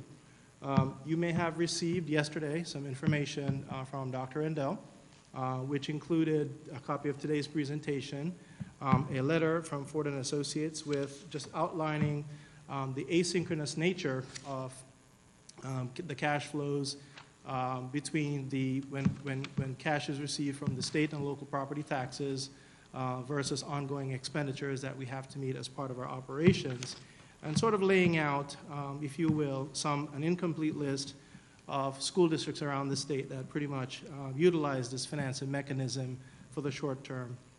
In addition, there was also, if you could bring up your letter of recommendation, click on that tab. So we do have also a letter of recommendation, which also had some attachments on it that kind of laid out for you sort of a recommendation based on where we are today, talking about the maximum deficit that we believe that we'll be looking at this year, plus an additional working capital reserve, if you scroll up a bit, and also detailing for us what the cost of issuance for such a financing mechanism publicly versus a private bank loan would yield to. And I'm going to ask Mr. Ford to take us through that. And then finally, at the end of the memorandum, if you go down to the bottom. Oops, that's pretty much it. Okay, go down to the bottom. And then another document, as I mentioned, just a financing overview of the tax anticipation note, and sort of talking about how the FEFP works, and in combination with that, some other information statutorily where the legislature has allowed us to utilize this cash flow mechanism. So with that, we also had two other attachments. The other two attachments were detailing for you the cost of issuance publicly versus privately, which those numbers are kind of summarized here. It was provided in more detail on those two documents. I don't think Mr. Green had actually uploaded them for us, so we ask your indulgence for that today. So with that, John, I'd like to turn it over to Mr. Ford so he can take us through today's presentation. Sure. Thank you, Carter. Again, my name is John Ford with Ford & Associates. We are the financial advisor to the school board. Thank you for having us here today. I'm going to talk a little bit about tax anticipation notes, which are probably one of the more regularly used financial instruments for school districts in Florida. And I'm just going to start out down on page 2. Tax anticipation notes, or TANs, are short-term borrowing mechanisms, typically within the same fiscal year. They are borrowed and repaid. TANs are authorized for school districts in Chapter 1011 of the Florida statute, specifically subsection 13. In any fiscal year in which the district believes it will have a shortfall available to pay its anticipated and budgeted expenditures, you are authorized to use a tax anticipation note to bridge that gap. And there is also some language in there that tells you when it has to be repaid. More often than not, again, TANs are repaid within the same fiscal year. So were the board to issue a 2016 TAN this fall, it would be repaid prior to June 30th of 2017. There is also some regulation given to us through federal tax law. State statute references federal tax law. It says you're allowed to use this if you have a budget gap, but it's really the tax code that tells you how much you can borrow. The tax code says that you take your, and we're talking about the general fund only here, you take your maximum projected deficit and you add to that 5% of your prior year's general fund expenditures. The reason for that is that you want to bring your bring your bogey up to 0. You don't want to go into the red, and then you want to give yourself a little bit of cushion, and that's to guard against some things, unexpected things that can and do happen. So we'll be going through those things. School districts issue TANs for 3 reasons. The first 2 do not apply to Indian River schools. Those are fiscal emergency or fiscal mismanagement. The third, and this is what pretty much everybody uses a TAN for, is cash flow stabilization. And many districts make use of these on an annual basis. Why? School districts in Florida are primarily funded through Florida Education Finance Program, FEFP. That program, amongst other things, determines how much money the school district will be required to generate through local property taxes, ad valorem revenues, and how much it can expect to get through state funding. The split between those is very important because those revenues are received in 2 very different ways. State funds are received more or less in an annual configuration throughout the year. It's a nice level cash flow. It's not perfectly level, but it's pretty darn good. Property taxes, on the other hand, for anybody that owns a house, those are collected once a year, and the school district receives its revenue from those starting the week before Thanksgiving, typically, and going through the first week of January. So you get this massive spike in your revenues really in the November, December, and sometimes January timeframe, and that can create a funding gap if you rely on those property tax revenues for a majority of your operating funds. The next slide that I'm going to show breaks down by month the receipt of local, state, and federal revenues. Federal, as you cannot see, are shown in green. They don't even appear. The numbers are too small. The red bars here indicate the funds that you receive from the state of Florida, for FEFP state dollars. And as you can see, those are nice and level. You get some every single month throughout the year. The blue bars, which dominate the graph, are your local property tax revenues. And here we see that November and December are the 2 months in which we receive the vast majority of that revenue. Indian River, and by the way, these charts show a district that is similar but not yours. I wanted to give you an example that depicted another district that had similar cash flow cycles because they're all very similar for districts that have the same sort of split. The next chart, we're going to compare your total revenues to your total expenditures by month. Again, looking at a different district, but one similar to Indian River schools. And what we can see is that looking at the red bars, your expenditures, they're fairly level throughout the year. There's some fluctuation. May is higher than other months because you're paying out and you're ready for the summer. But the variations are not too extreme. If I could sort of jump in here a moment. In the month of July, pretty much all of your teachers, et cetera, are not working. You may have some level of summer school taking place. In August, we're gearing up back for school, and some of your 9 and 10 month people are starting to come back. September is typically when we have everybody on board. We're setting our class sizes at that point. We're counting our students and making staffing decisions. So September, as you can see, there's a gradual rise in expenditures up until September. Then it sort of levels off.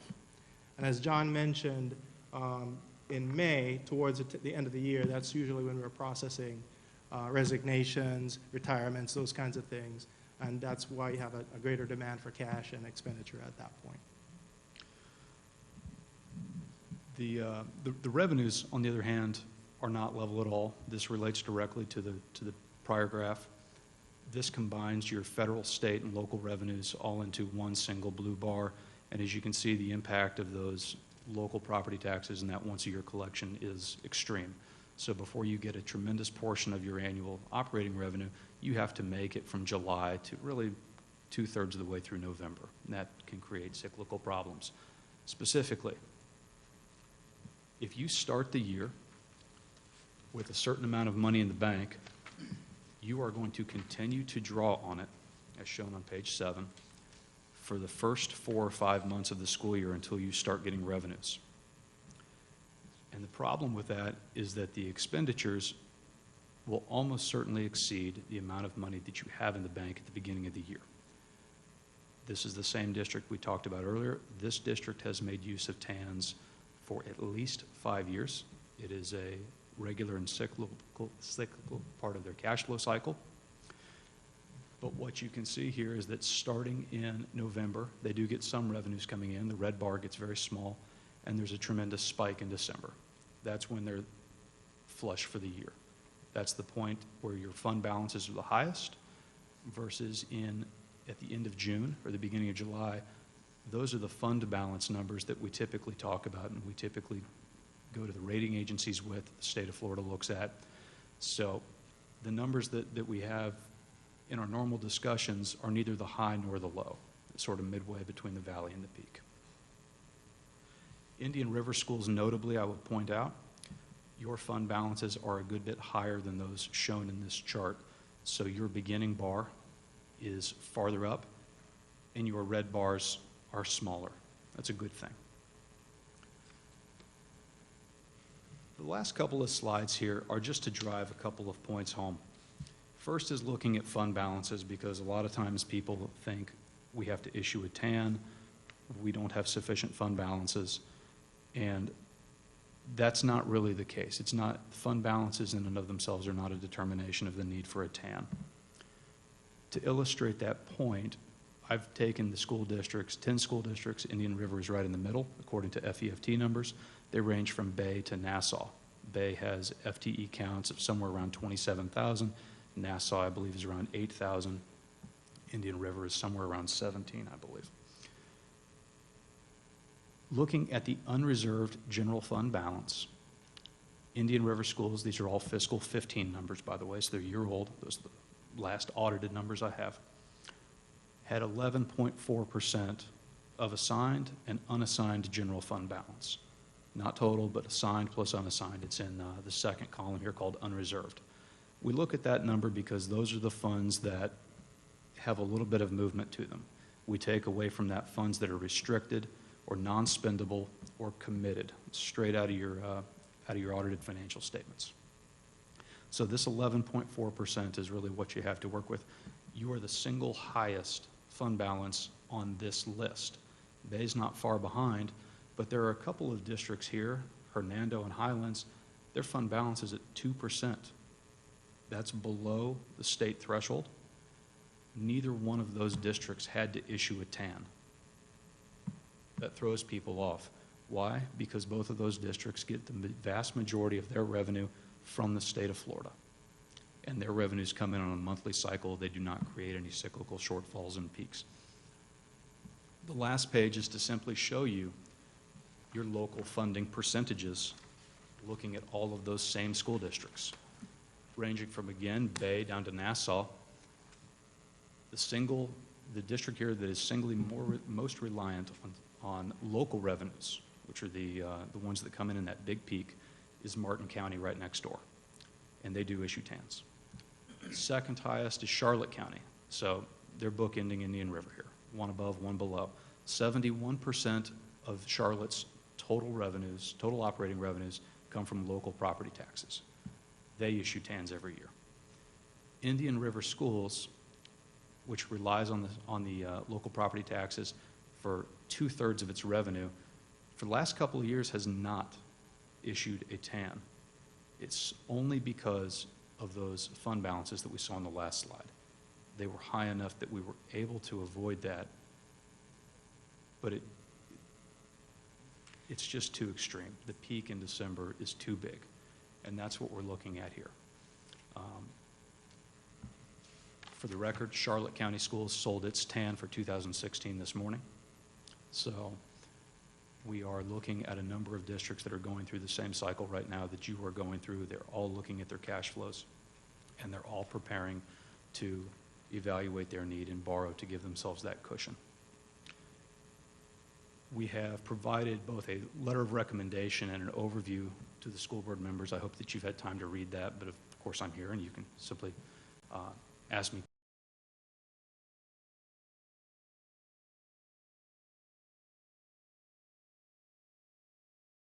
The federal tax code gives you the ability, again, to look at your largest projected general fund deficit.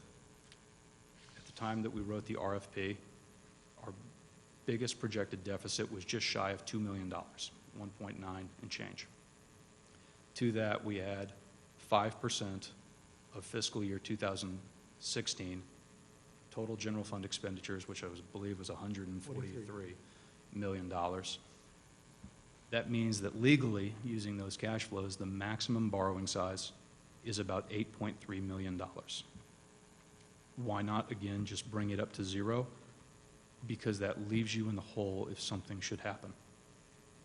If Indian River turns into Charlotte County 2005 and you get hit with 2 or 3 hurricanes, you're going to have property tax deductibles to pay in addition to whatever else comes with that. Smaller things can be costly. What if a school bus gets into an accident?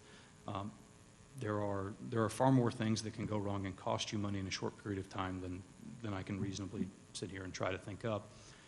But the idea is to not only bring your accounts up to the point where you do not have a deficit, but to give yourself a safety net.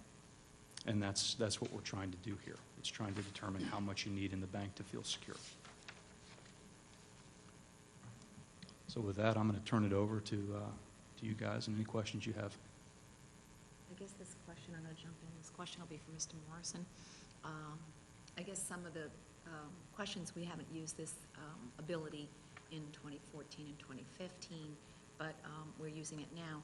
One thing that maybe you could explain or make clear, we are a pass-through for charter schools, so we have to wait for our money, but we have to take our money, our funds, and pay charter schools first. So charter schools do not wait for the money, but we do. There are, Or if you could explain that to make that clear. there are two issues you're raising in this. Is that one, the charter school capital outlay law specifically provides that within 10 days, of receiving those funds, we have to pass it through to the charter school. So obviously we can't rely on that kind of, those funds for operations.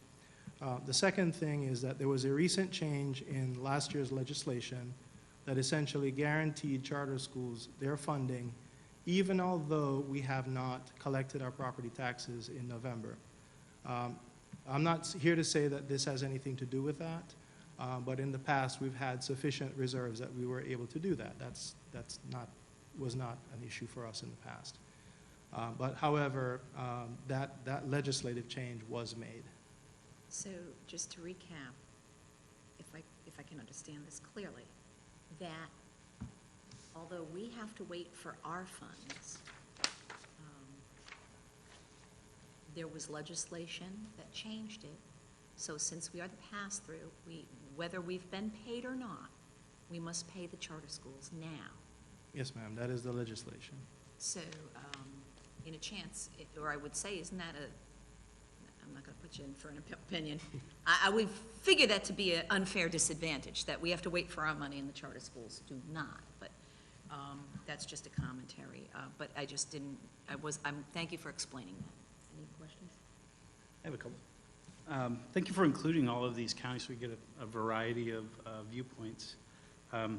What we consider to be our brother or sister county, Martin, there, because it's similar in size, similar in demographics, similar in tax base.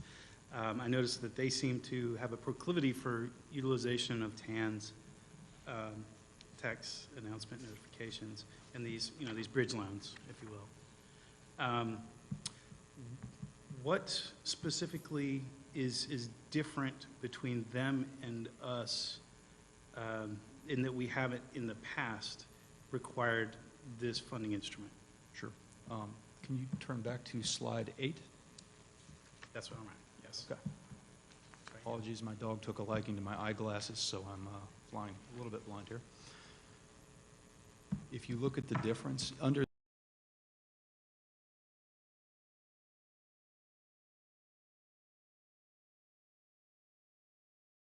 quick side note, please ignore the actual dollar amounts, the millions. We're looking solely at percentages. I should have taken it out. The dollars are really only applicable in comparison to the size of your overall budget. So while Bay County may have much greater reserves than Nassau County, they should. Their budget is 3 times the size. So we're just looking at the percentages here. The unreserved general fund balance, if you were to compare it to a corporate style comparison, would be days cash on hand. Right. Okay. Indian River Schools at the end of this fiscal year was approximately 41 days of cash on hand. I'm not sure what 4.1% from Martin County equates to, but it's far fewer. So the liquidity that Indian River Schools has enabled them for 2 fiscal years to not issue a TAN, and it's brought down the projected deficit this year. Okay. Now, one phrase I've heard used in trying to get to the, how do we fix this or whatever, one of the phrases I've heard used by other school board members is donor county. Can you explain what that means if Indian River is a donor county as far as the, we make our money on property tax, and it seems you point to that in here, the portion that comes from the state that goes into the big bucket, and then the state redistributes. And then we have Indian River County, which has less from the state and more from our local property taxes. So is that what they're referring to when they talk about a donor county? And is the potential solution to draw, more from the state, or, how do we fix that?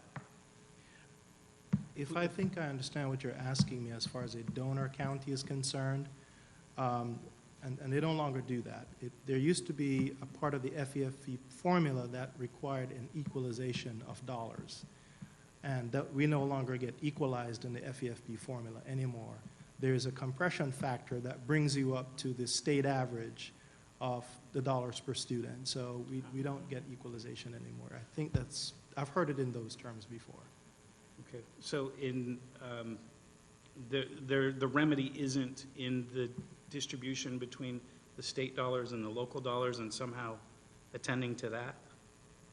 Well, I would say that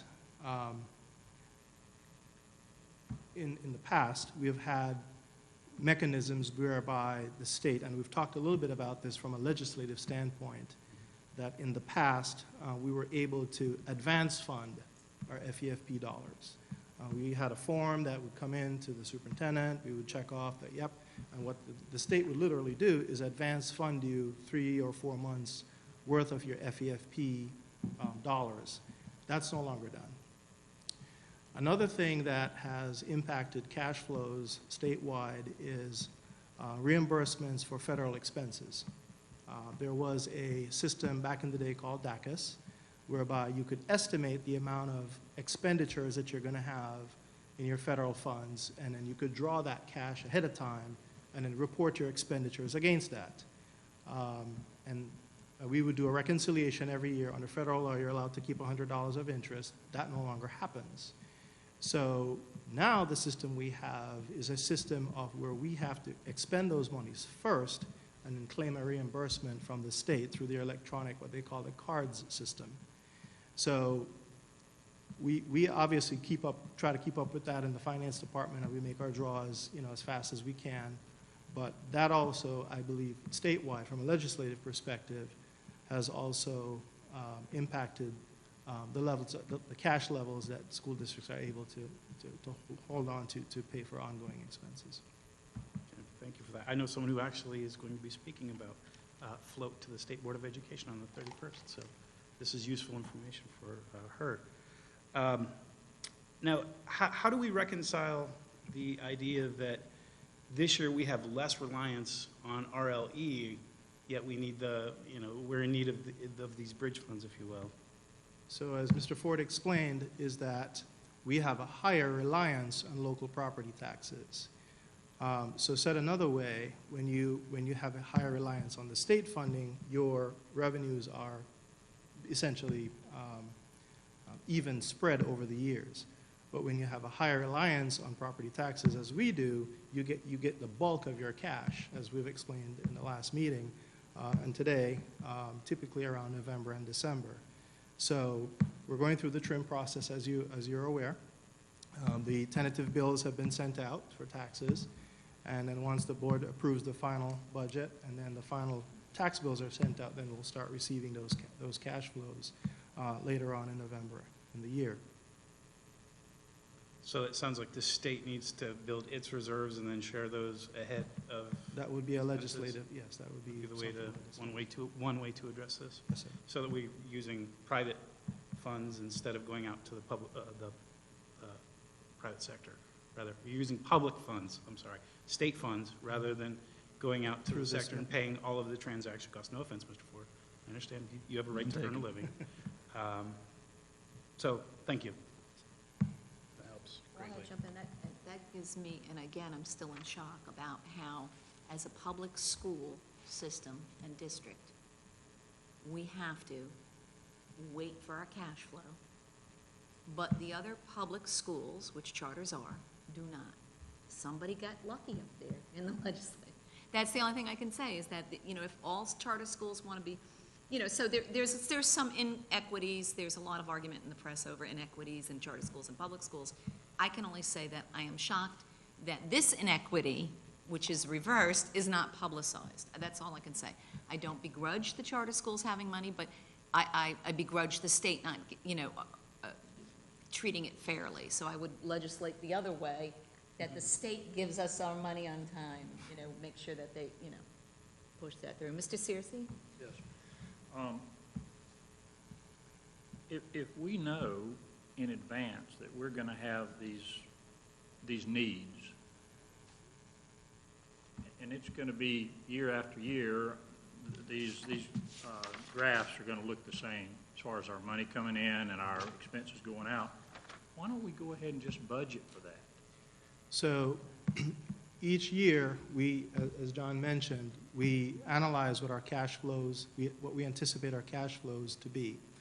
I think it would be irresponsible, quite frankly, of me or the superintendent to bring forward for you to rubber stamp a tax anticipation note reserve every year without having some serious analysis done to see where we would be or where we anticipate being in terms of our cash flow, which is why we go through this process.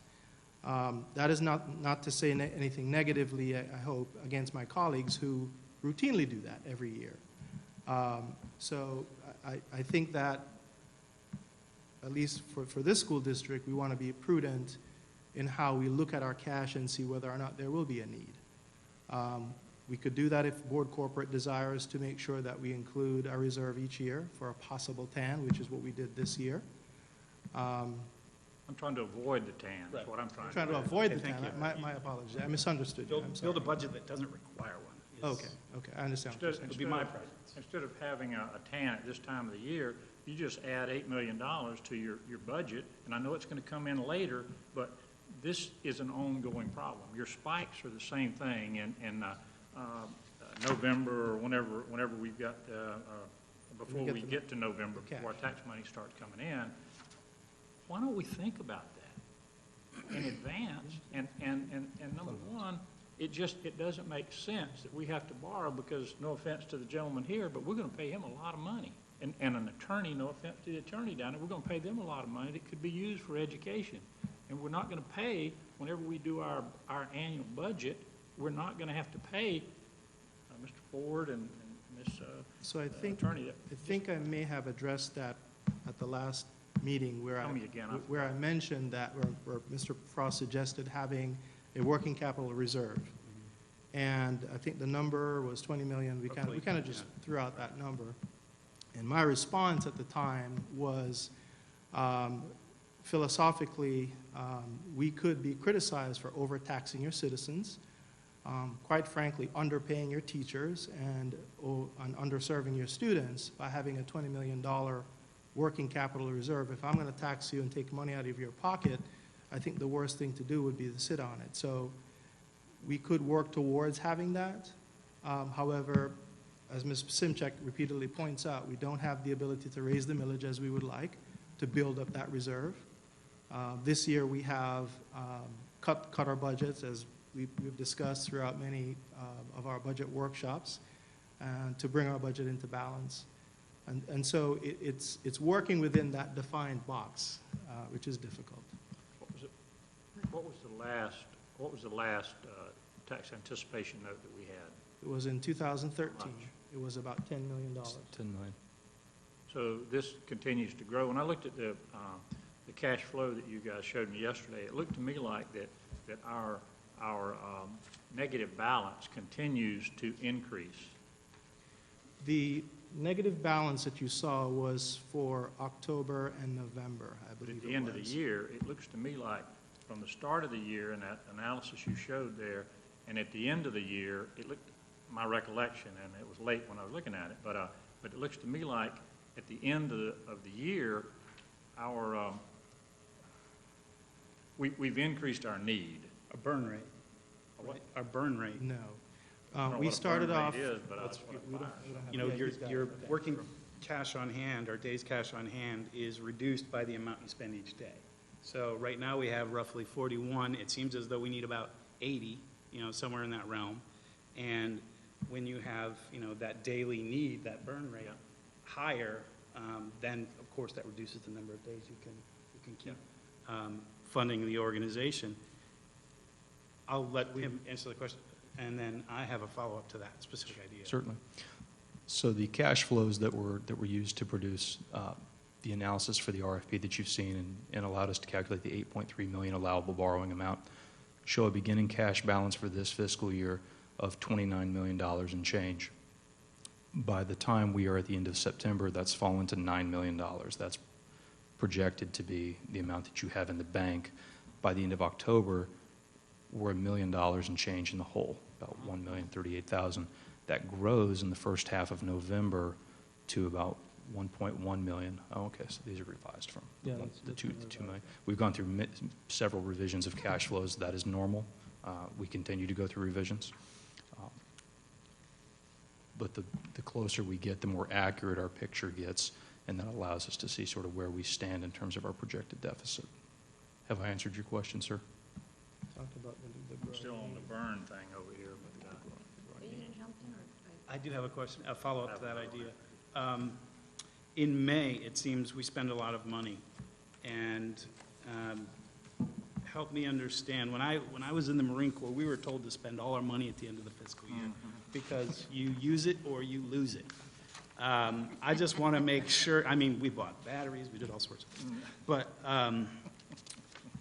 that's, the incentives program and human behavior being what it is.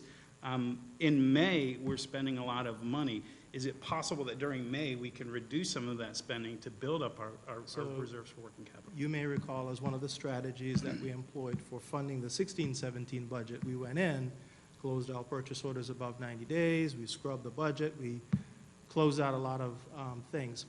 One of the things that we have done in the past, and we can still continue to do, is we actually open up the next year's fiscal year earlier. So schools, the schools primarily, have budget available to start putting in their orders, textbooks. They can meet with the department chairs, determine what they need. They can start an ordering process. So there's not a rush to the exit, so to speak, because they already have next year's budget on hand, so they won't. This disincentivizes people to do that at the end of the fiscal year, because they know they've already received next year's funding. They can go ahead and start putting in their orders.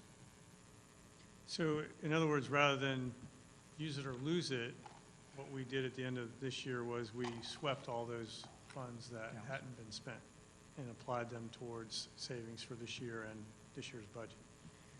I think the reason you see a spike in expenditures from May is we're paying out a lot of employees that don't work over the summer. Sure. So, Multi-checks for teachers. That's one of your biggest one of your biggest accounts. The multi-checks, yes, sir. And, Mr. Searcy, I'm sorry, I neglected to answer one of your questions earlier. When the school district last issued its TAN in 2013, that was actually at the tail end of a several-year period during which the TAN decreased in size every single year. In 2010, the district borrowed $30 million. In 11, 16, in 12, it borrowed 12. And in 2013, that was when we did the $10 million TAN. John, what was the yield to maturity on that one? In 2013, and keep in mind this is when the Fed funds rate is at 0, I think that our yield was 0.101, 10.1 basis points. I have a couple of things. Yes, ma'am. I'm just going to do a recap because it was before my peers were on. It's not now tied to the contracts, but even our reserve was tied to the teacher's raise. And I'll say 2000, I'd be off a year, 2008, 2009, 2010, the IRCEA put in that the step raise would be awarded or requested and hopefully granted in their contract if we had, by our policy, our 5% in reserve.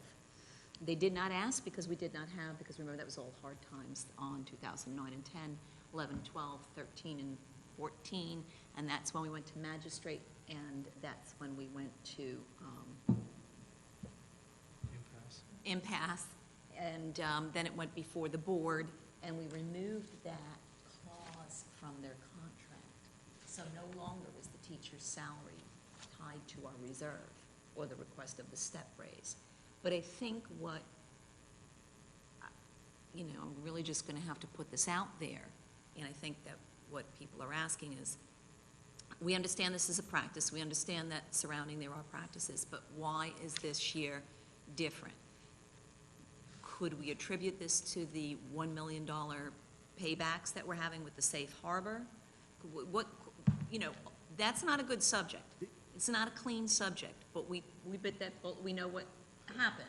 So could we just throw that out there? Is that part of perhaps we do have the cash flow problem? We do have an increased appropriations this year.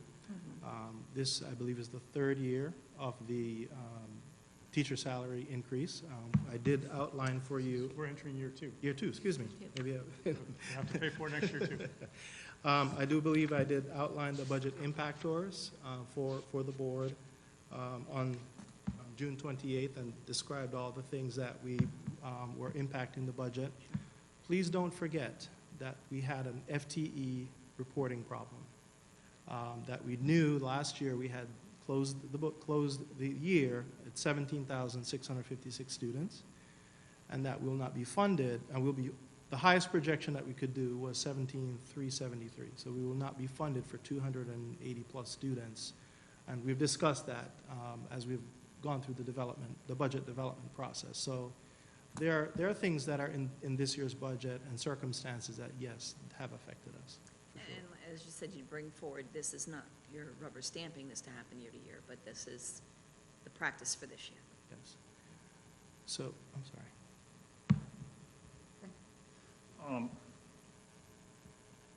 In the cash flow that you sent us yesterday, there were a couple of items in there, and I'm sorry, I thought you were going to have them here today for us, but there were two issues in there. I think it was a $400,000 and $1.2 million or $1.5 million transfers out. What is that? That's last year. And those numbers are not right, I know that. It's 400 and a million. So the $1,750,000 that you saw was based on the board's approval in the tentative budget of the transfer from the general operating fund to the insurance fund as part of the, at the time, 4-year reduction in the deficit and the safe harbor requirement. So that was the million. And the 400.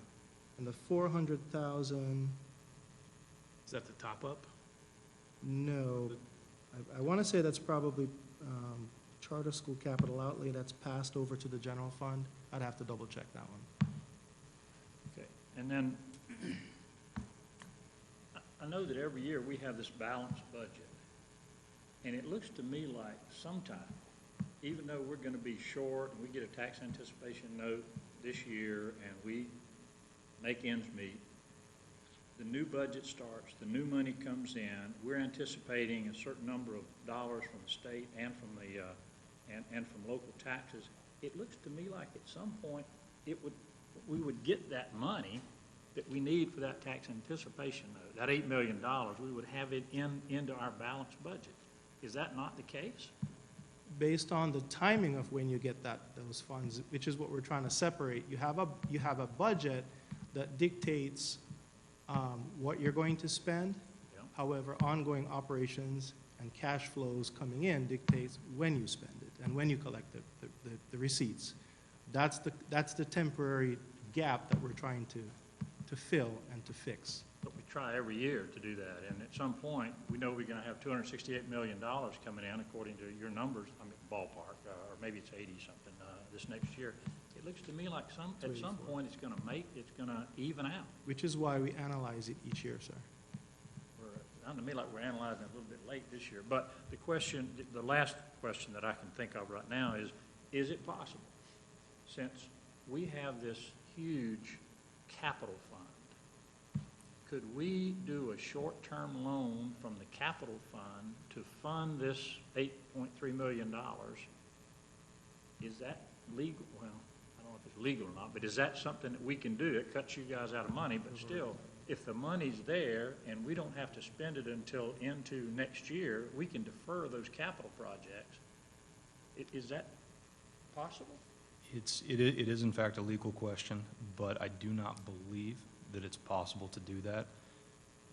Talking about school districts in general, the money between the operational side of your house and the capital side of your house, it's very difficult to cross those lines.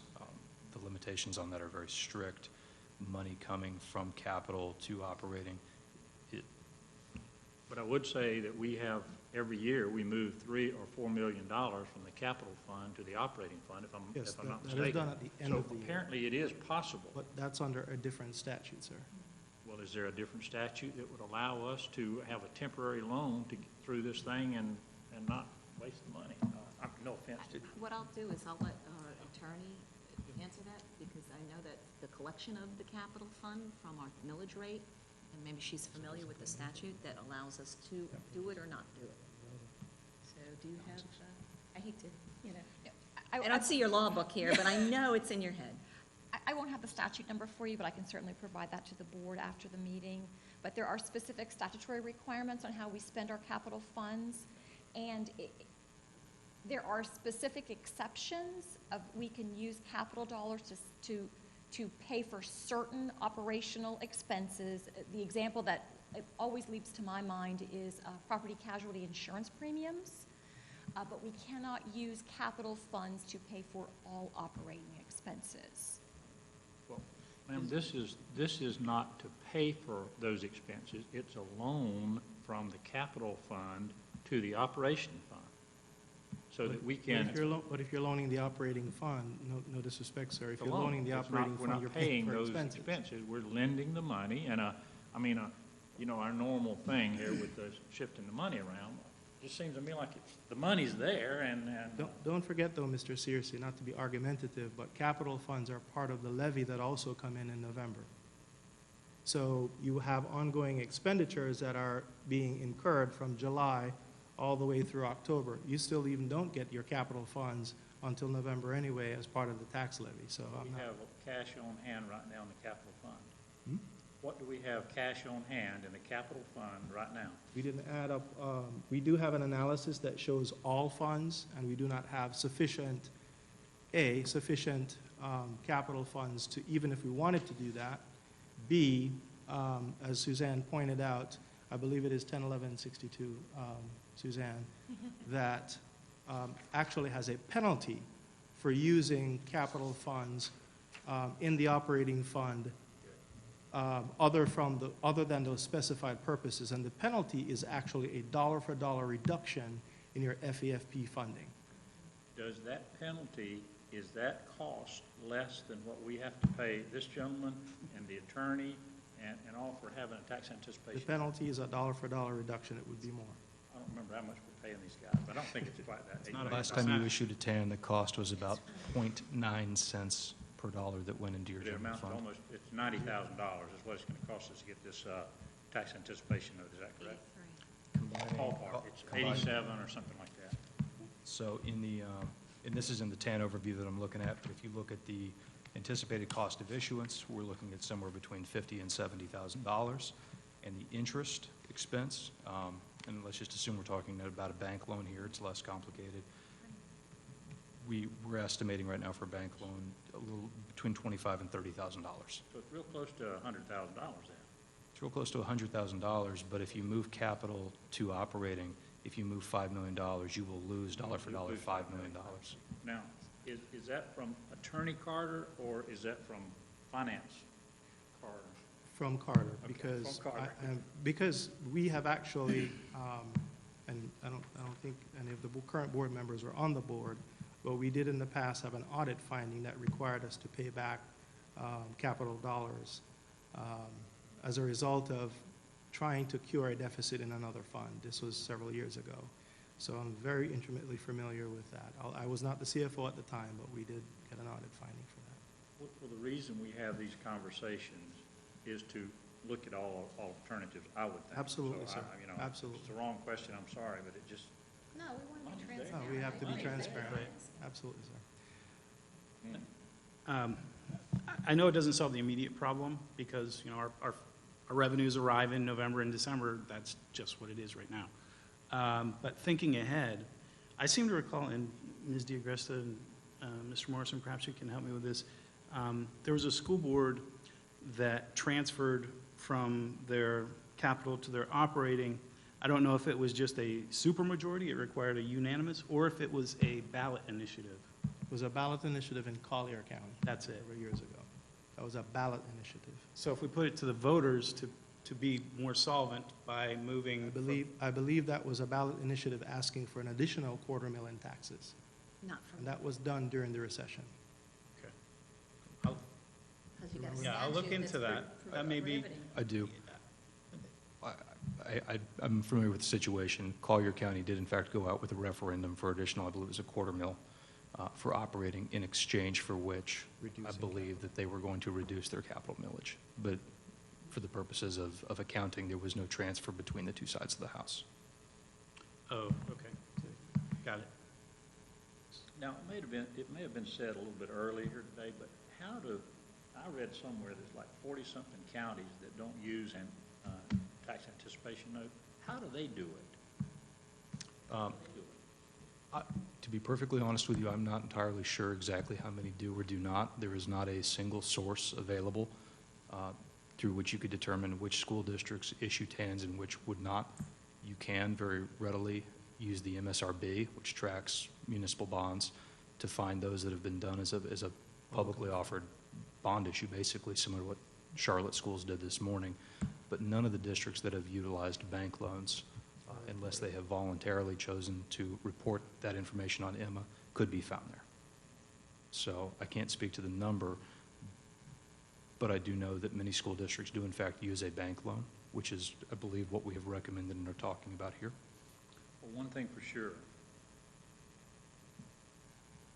I'm speaking for Charlie Searcy, old country boy, but I would imagine that, Mr. Superintendent, it's going to be your job to figure out a way to get this thing figured out so we don't have to have a tax anticipation note in 4 years, because I heard this morning that some groups in town are not going to be supportive of the tax anticipation note, because 4 years ago, whenever this thing came down, we promised the folks that this is it.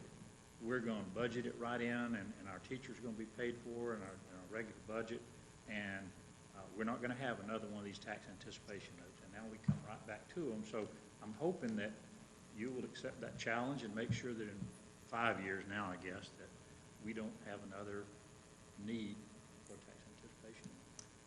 Mr. Searcy, I'm not sure if we're talking about the tax anticipation note or the discretionary property tax millage. The tax anticipation note is not something that goes to the voters for approval.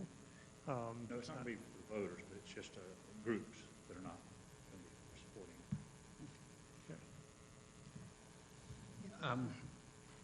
Wouldn't it be neat?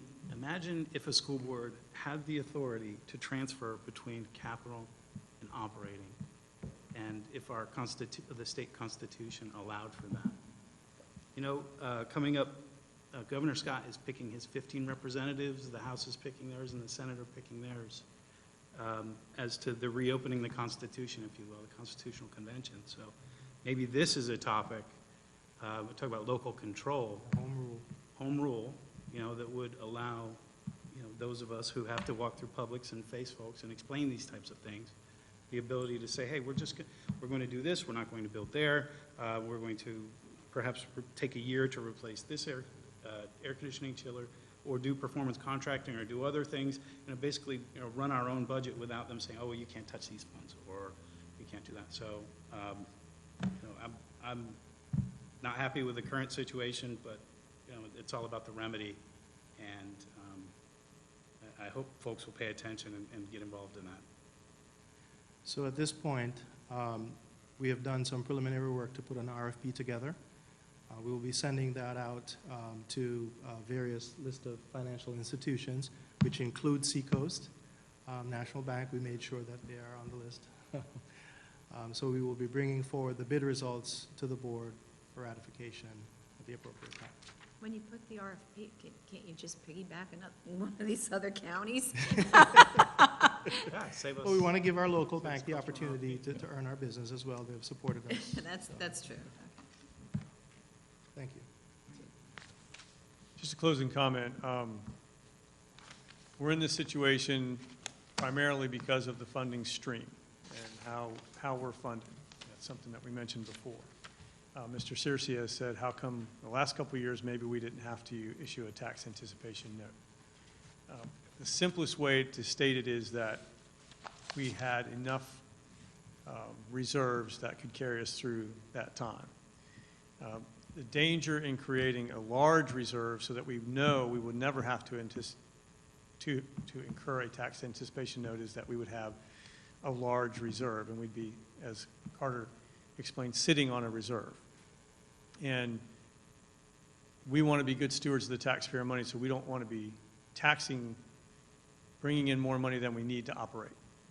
So that's a balance that you have to get to, where you have enough money to operate, do everything you need to do to provide high-quality education to all of your students, but not overtax your local citizens. So the idea would be, in a perfect scenario, that we would build enough of a reserve in the budget that we wouldn't have to worry about issuing a tax anticipation note. But it's kind of an inexact science. And like Carter said, we've been looking at this ever since last January as we started the budget projections for the year. So, as we start the budget projections for 17, 18, this January, we will, of course, approach it as, let's try and find a way where we don't have to issue a tax anticipation note. But, if circumstances arise where we can't, we would be back in this situation. We've had some things, we've talked about them a little bit today, the health insurance deficit that we have to fill in, the building of the safe harbor, the loss of FTE due to recalibration, that kind of thing. So I think those are some factors that came into play this year. That's preventing us from going forward without a TAN. And so, every year we're going to try to build the budget in such a way that we wouldn't have to go out for a TAN. But as the year progresses, as the budget starts to progress, and we see these expenditures start to pop up that we couldn't have budgeted for, then we might have to do that again. The idea would be find a way to avoid having to issue a TAN, and the best way would be to have the funding stream change. Where we're either funded in advance through the FEFP like we used to be funded, or there's a way that the state could release those funds sooner, change the funding cycle. Otherwise, we have to try to prepare the budget the best way that we can so that we wouldn't have to issue a TAN, but, if we have to, we have to, kind of thing. That's probably the best I can say, is to sum it up.